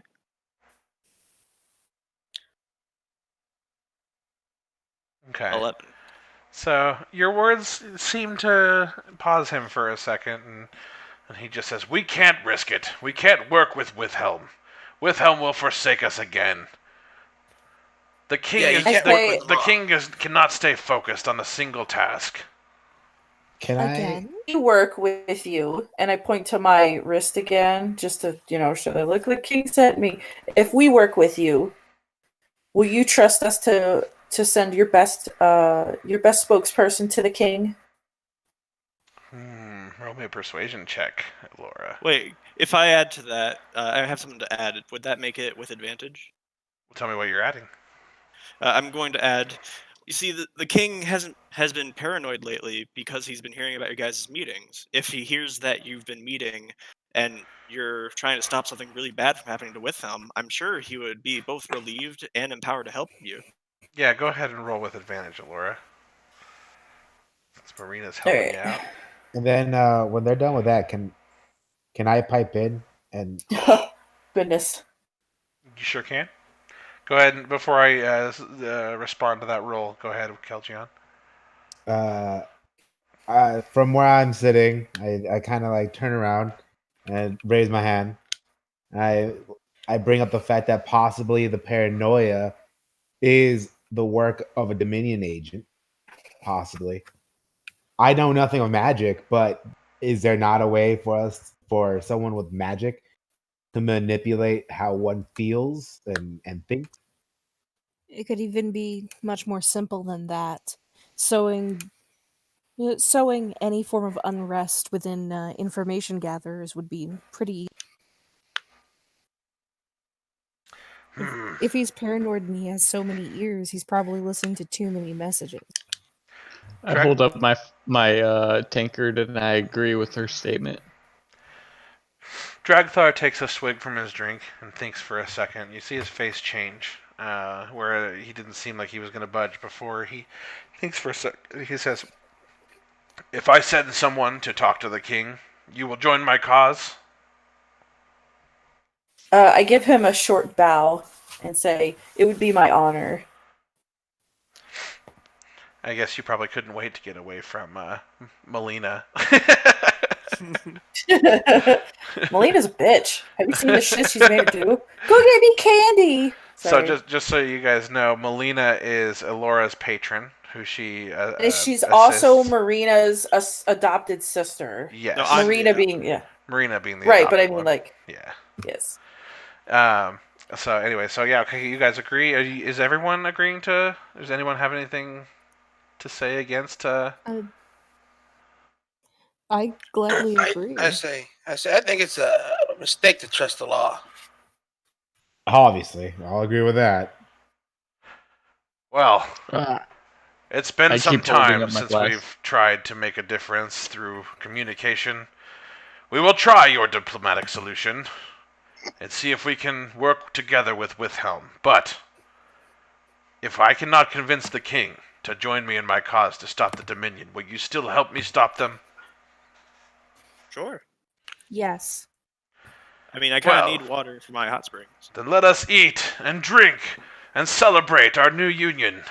And he raises his mug in the air, and all the music and everything begins resuming, and everyone's just laughing and having a good time. Is there an empty like tankard near me that I could grab? Yes. So there's one Alright. over here on the bar. All right, I go grab it really quick. I walk back, and I create water costs levels, doesn't it? I'm not sure. Wait, Yeah, it's a level 2 before you create waters, I'll just pour my flask into it. Okay, so he walks up and he puts his flask into your mug and fills it up pretty good. And then the flask, you see Marina as it fills itself back up. You hear this sound as it fills up. Right. And I'm very delayed. I raise it and say, "To our union." To our union. And then Dragthar downs his mug, and then he bends down to you, Lou, and he says, "Would you kindly?" And he holds this mug out. I'll fill it back up and I'll say, "Let's rob these motherfuckers blind." Do I hear that? Yes, you do. Elora grabs a piece of bread off of the tray in front of her, breaks it in half, and hands one to Violet, and says, "To friendship." I ask him to fill potentially my saving mug the up as kingdom. well. Sorry, what are you asking him? I'm asking Lou to fill up my mug as well. I pick one up and ask him to fill it. Okay. All right. I'm gonna go find someone to arm wrestle. Okay, so as you guys are all doing that, going about celebrating, all of a sudden you hear, "No!" from beyond this door down this way, and you hear a loud sound as feet are clamoring on the other side of this door. Suddenly this door flies open, and a crowd of people come running through, and one guy stops and looks and says, "Everybody out! Everybody out!" And they all start crowding through, and Sakar, you're kind of pinned into this corner as people start funneling by. And just as this last dude gets through, he turns and he yells back and he says, "I have to stop it!" And he slams the door closed, and all of a sudden you guys hear boom as water splashes against the door and starts seeping through the cracks around the door and starts filling up the floor in this room. Shit. And then we are going to leave it there until next week. Catman don't like water. Water bad. Oh no. I'm immediately. That sounds really bad, but I'm immediately thinking there's probably something I could do about that. Awesome. We all gonna die. And I I think like the Sam way is you taking do a liking to his looks right now. Yeah, Might thanks. keep it for a while. Also, by the way, we're going to go ahead and jump to... well, actually, no. We'll do this. We'll do that next week. I was going to level you guys up, but I think we'll need to do that next week. Never mind. Okay. Yeah, the levels. Okay. Wait, did I you gotta guys hear get me going. when I said I filled up Sam's cup? What about Yeah, we it? heard. You guys Oh. heard me say that, right? No, we didn't. No, we didn't. No, we Hey, didn't, I was but just I gonna say, assumed you it's a did. good playing with you. I gotta go. Okay, bye. All right. Bye. Bye. Thanks for Bye. playing. Sorry, I muted myself. I thought I filled it up, but apparently it was still muted. It's all good. Mm, I pretty much also, I figured you either filled it up or you got interrupted by all the crowd of people running through. fair. That's fair, but I did fill it up before. Okay. Awesome. Well, thanks you guys. It was nice to have you, Brendan and Bryn, and I hope you guys will stick around. I plan All to. right, I'll be. Let me know when the next time is, and I'll be here. Yep. It's always Sunday at 7:30 unless we change it, which we'll announce in the Solstice channel if we do. And in the Sunday, meantime, you guys are free Sunday. to hang out in the Discord. We play games sometimes, Heroes of the Storm and Overwatch and all sorts of different stuff. So if you guys ever want to just Oh. play something, we'll be... Yeah, just say in the chat. I often say in the chat, anyone down for a game, so... Don't be shy. I also play other games like Rivals of Aether and Smash Bros. And Team Fortress 2. I play League. I play Heroes of the Storm, but I've been meaning to try League. I play both League and Heroes of the Storm because I hate myself. I've been trying to play Heroes of the Storm, but I haven't downloaded it yet because I'm bad at that. I can definitely... my wife and I can definitely teach you some Heroes of the Storm. It's our favorite thing. Well, I will definitely download it, and next time, probably tomorrow, if it downloads in time, we can play it together. Okay, that sounds good. You see, I decided to make a good decision and join a D&D group instead of attempting to join a competitive team for Overwatch. There you go. Yeah, I mean, told you. really are both like, you know, up in the wind. But I would say it's a little bit more fun to do D&D. You know. It's more a matter of like I Pacing. tend to get very frustrated if I play Overwatch too long. Same. Oh, me too. Don't worry. Listen, I get really, really mad when I play too long and like I start getting tilted. Are we all support mains here? No, I'm an ADC hardcore. I'm a Pharah main. In like Team Fortress 2, for example, and when I used to play Overwatch a bit, I would very frequently be support, only because no one else ever did, and I would feel bad if I didn't go support. I roll. I'm kind of a support main by proxy. I main mostly like DPS or tank, but my only support character that I'm decent with is Zenyatta. I've kind of got a mix where I can play most support characters, with my exceptions being Lucio and Baptiste for some reason. Are you guys still talking about Hero of the Storm? No, Overwatch. Okay. My tanks are just entirely like off tanks for whatever reason, and then when I DPS, I'm like Symmetra and Sombra. Let's just play support DPS. Why not? I haven't played Overwatch yet.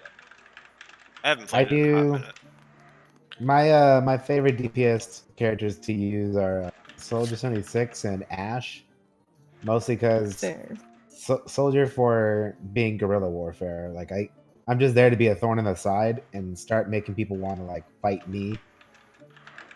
So Say Ash's name 3 times fast.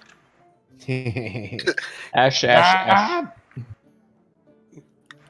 Now, if you'll excuse me, I'm gonna go for now because my partner is home and I want to spend some time with. Not a No problem. worries. Have you- No worries. Thanks Yes, for playing with sir. us. Thank you, Thank Bryn. Bye. I'm still cooler than you.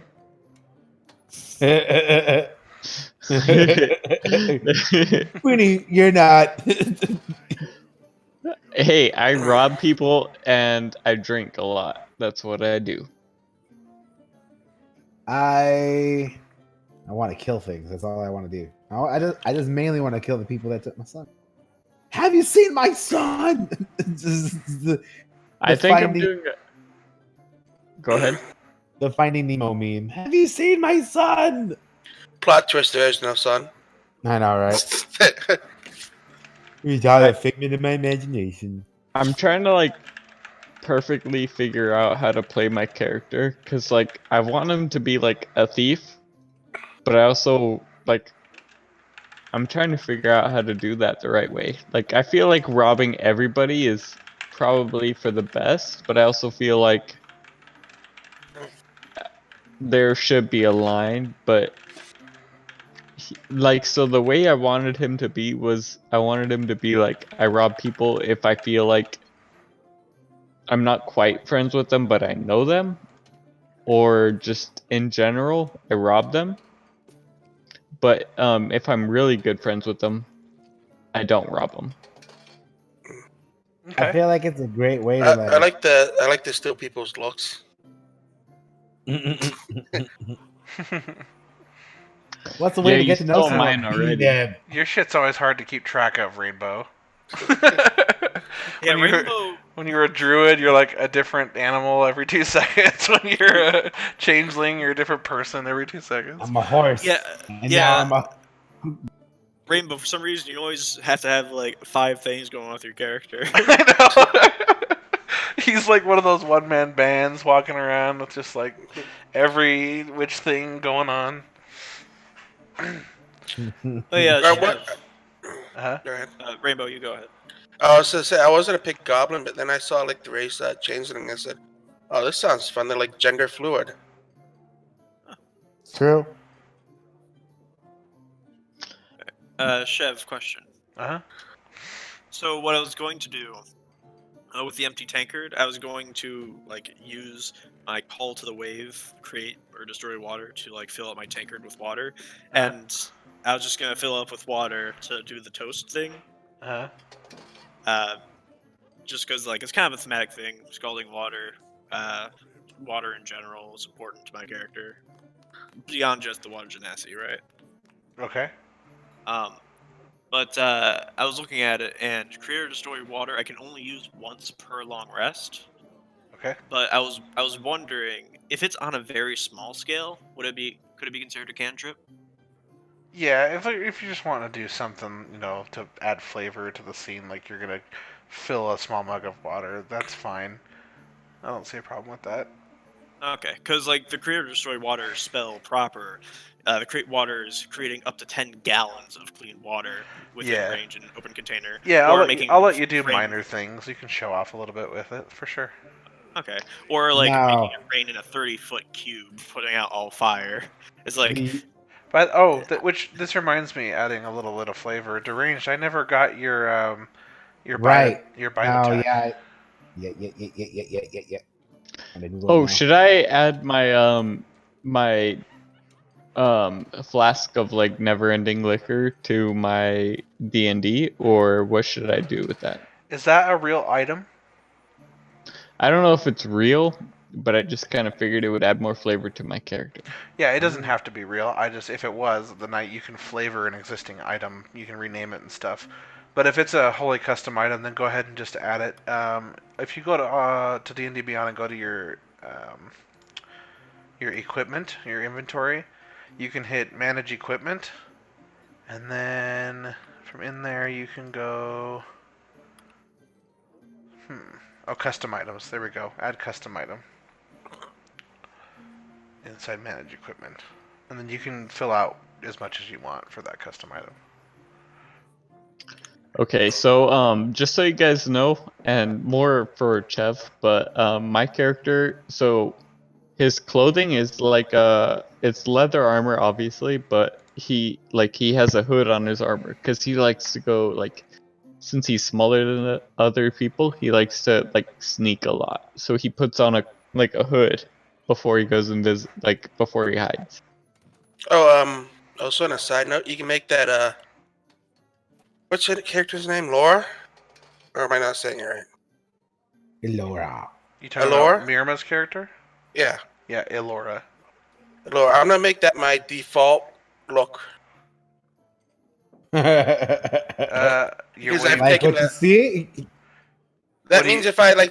if I change into something on the spot, and I'll just be able to change back to that, and you can just make that my. Okay, okay. So that's what you're going to be most of the time. You're not saying it's your natural look when you're not shapeshifted. Yeah. Okay, okay. I was gonna say I don't think I'm gonna allow you to change that, especially not to be looking like somebody else. But okay, if that's just gonna be your standard form, then I'm probably gonna find a token, or tweak Alora's token to indicate that it's a clone, because it's super annoying having two of the same one. Because Sam has taken a liking the Laura's unique skin, as you Okay. said. But not Marina.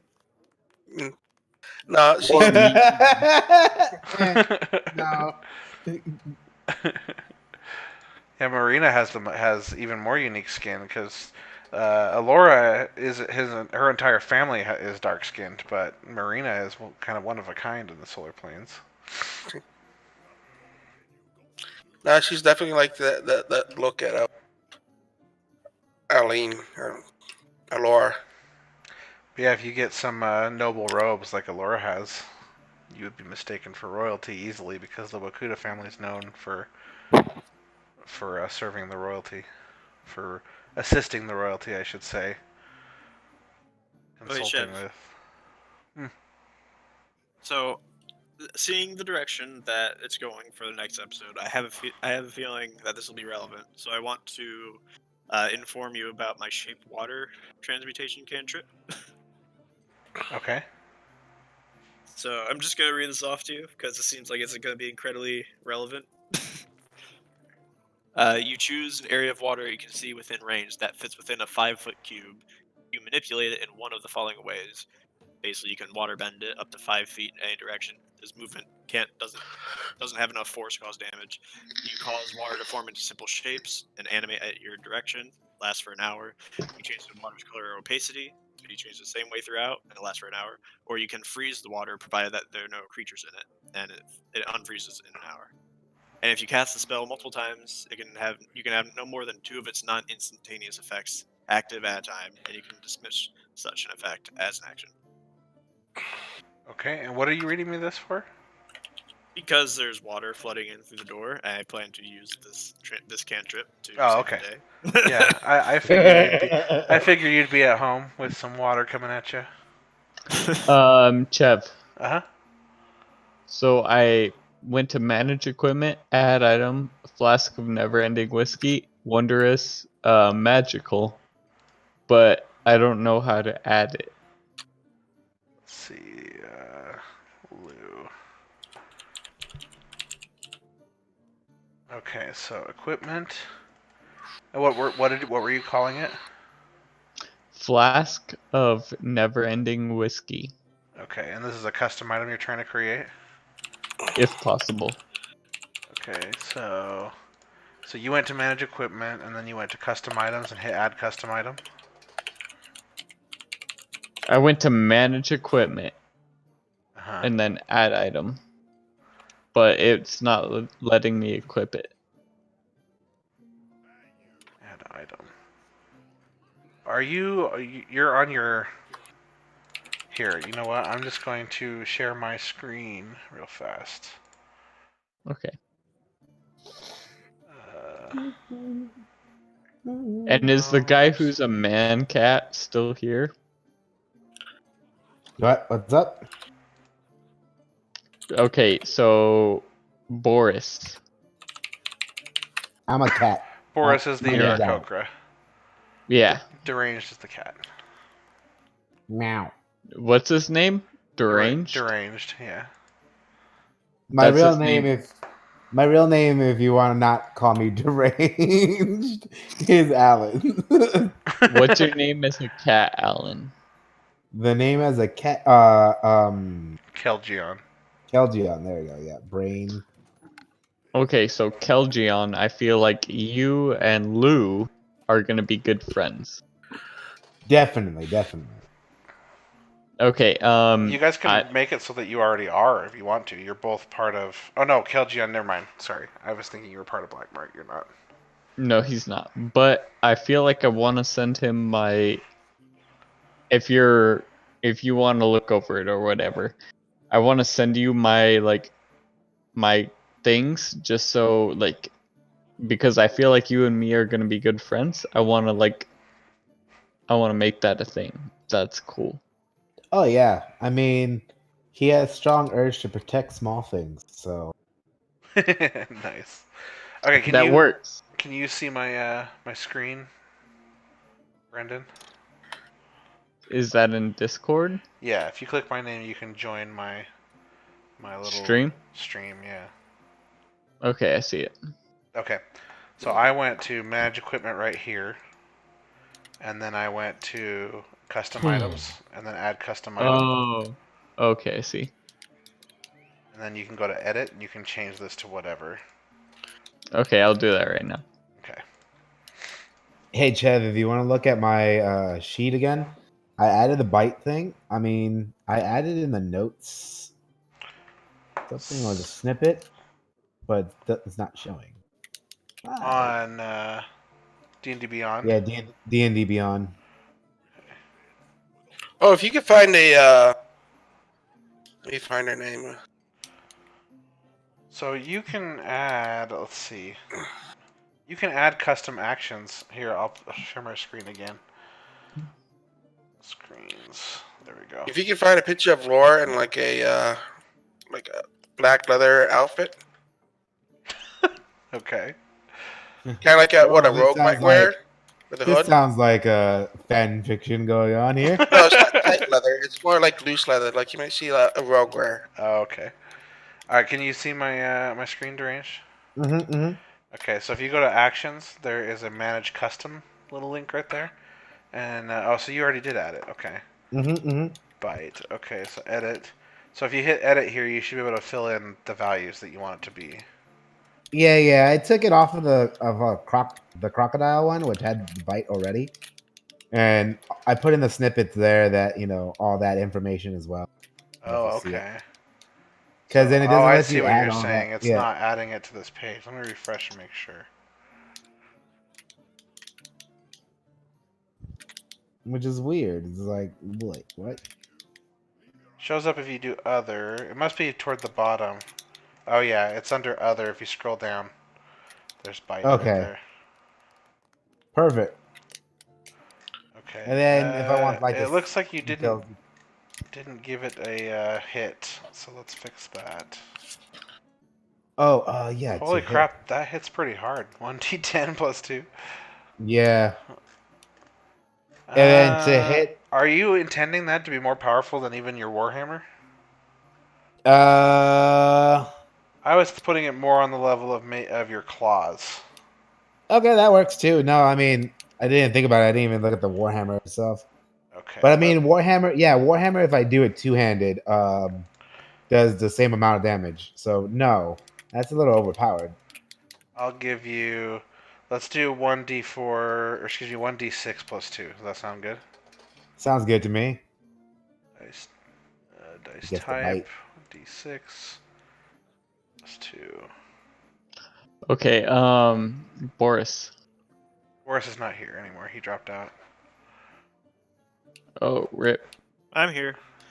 If anyone wants to watch, I'm just streaming some Rivals of Ether. That's Bunsen that's talking now.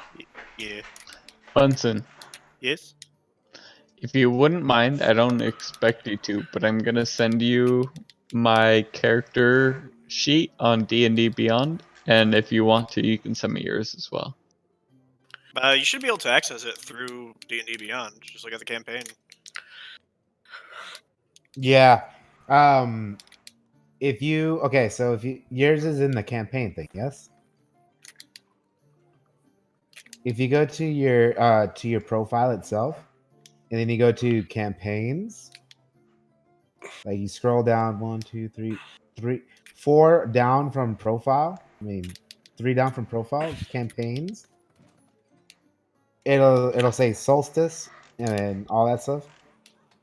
You say view campaign, and then all the characters that are there you could view all the playable characters. Sorry, not NPCs or anything, Yeah, I think you're limited on what you can see. which is good because I mean, I don't think anyone would want to like stumble across an NPC they haven't seen before. Wait a minute, hold on. There we go. I got your bite to be set up right. It now has a +4 hit, +4 to hit, and 1d6 plus. Oh shoot! Hold on.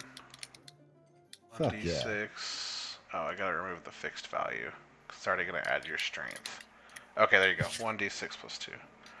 Whoa! Fuck yeah. I got an error. Okay, there we go. Now I see it. Yeah. Ah, Nice. it still didn't change the. Did you mean it to be 1d6 plus 4 or 1d6 No, but every time I change it to 2, I get this error. Let me try. Maybe. Well, I mean, you're doing it in fixed value, right? Yeah, and I try to decrease fixed value to 0, and then I get an error. Let's try to 1 and then see what it does.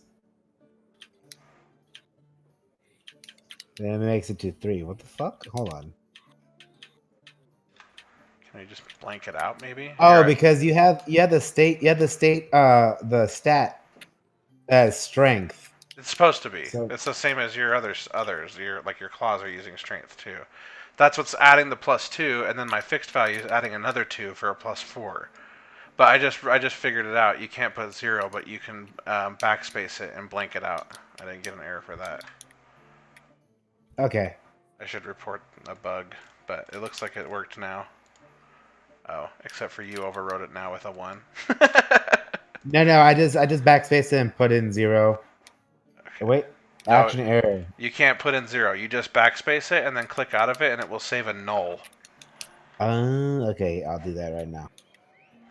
Oh wait, no, I'm not touching it anymore. You have it. Yeah, I have it. Supposed I to. have it fixed, but Boom. No Perfect. touching. No touch. No yeah, touch. I'll make a note to put in a bug with them later.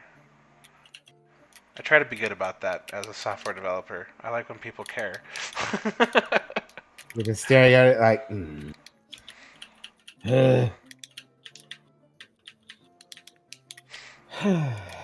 sleepy. It's frustrating when you know your users have been encountering a bug, but nobody bothered to report it. Oh yeah, I'm gonna catch you guys later. Have a good one. Have a All good right, night. man. Sleep tight. Good I'm night. about to actually head out myself because I'm also kind of sleepy. All right, later, guys. Good See ya. night. Stay safe, everybody. Good night. Rekthar.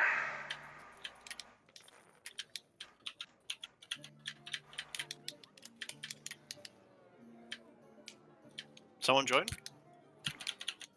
Me. Who's me? Lou. Brendan. Oh, hello. I'm just watching you. Gotcha. That's creepy. Don't say that. I'll say it again if I have to. I'll call the cops.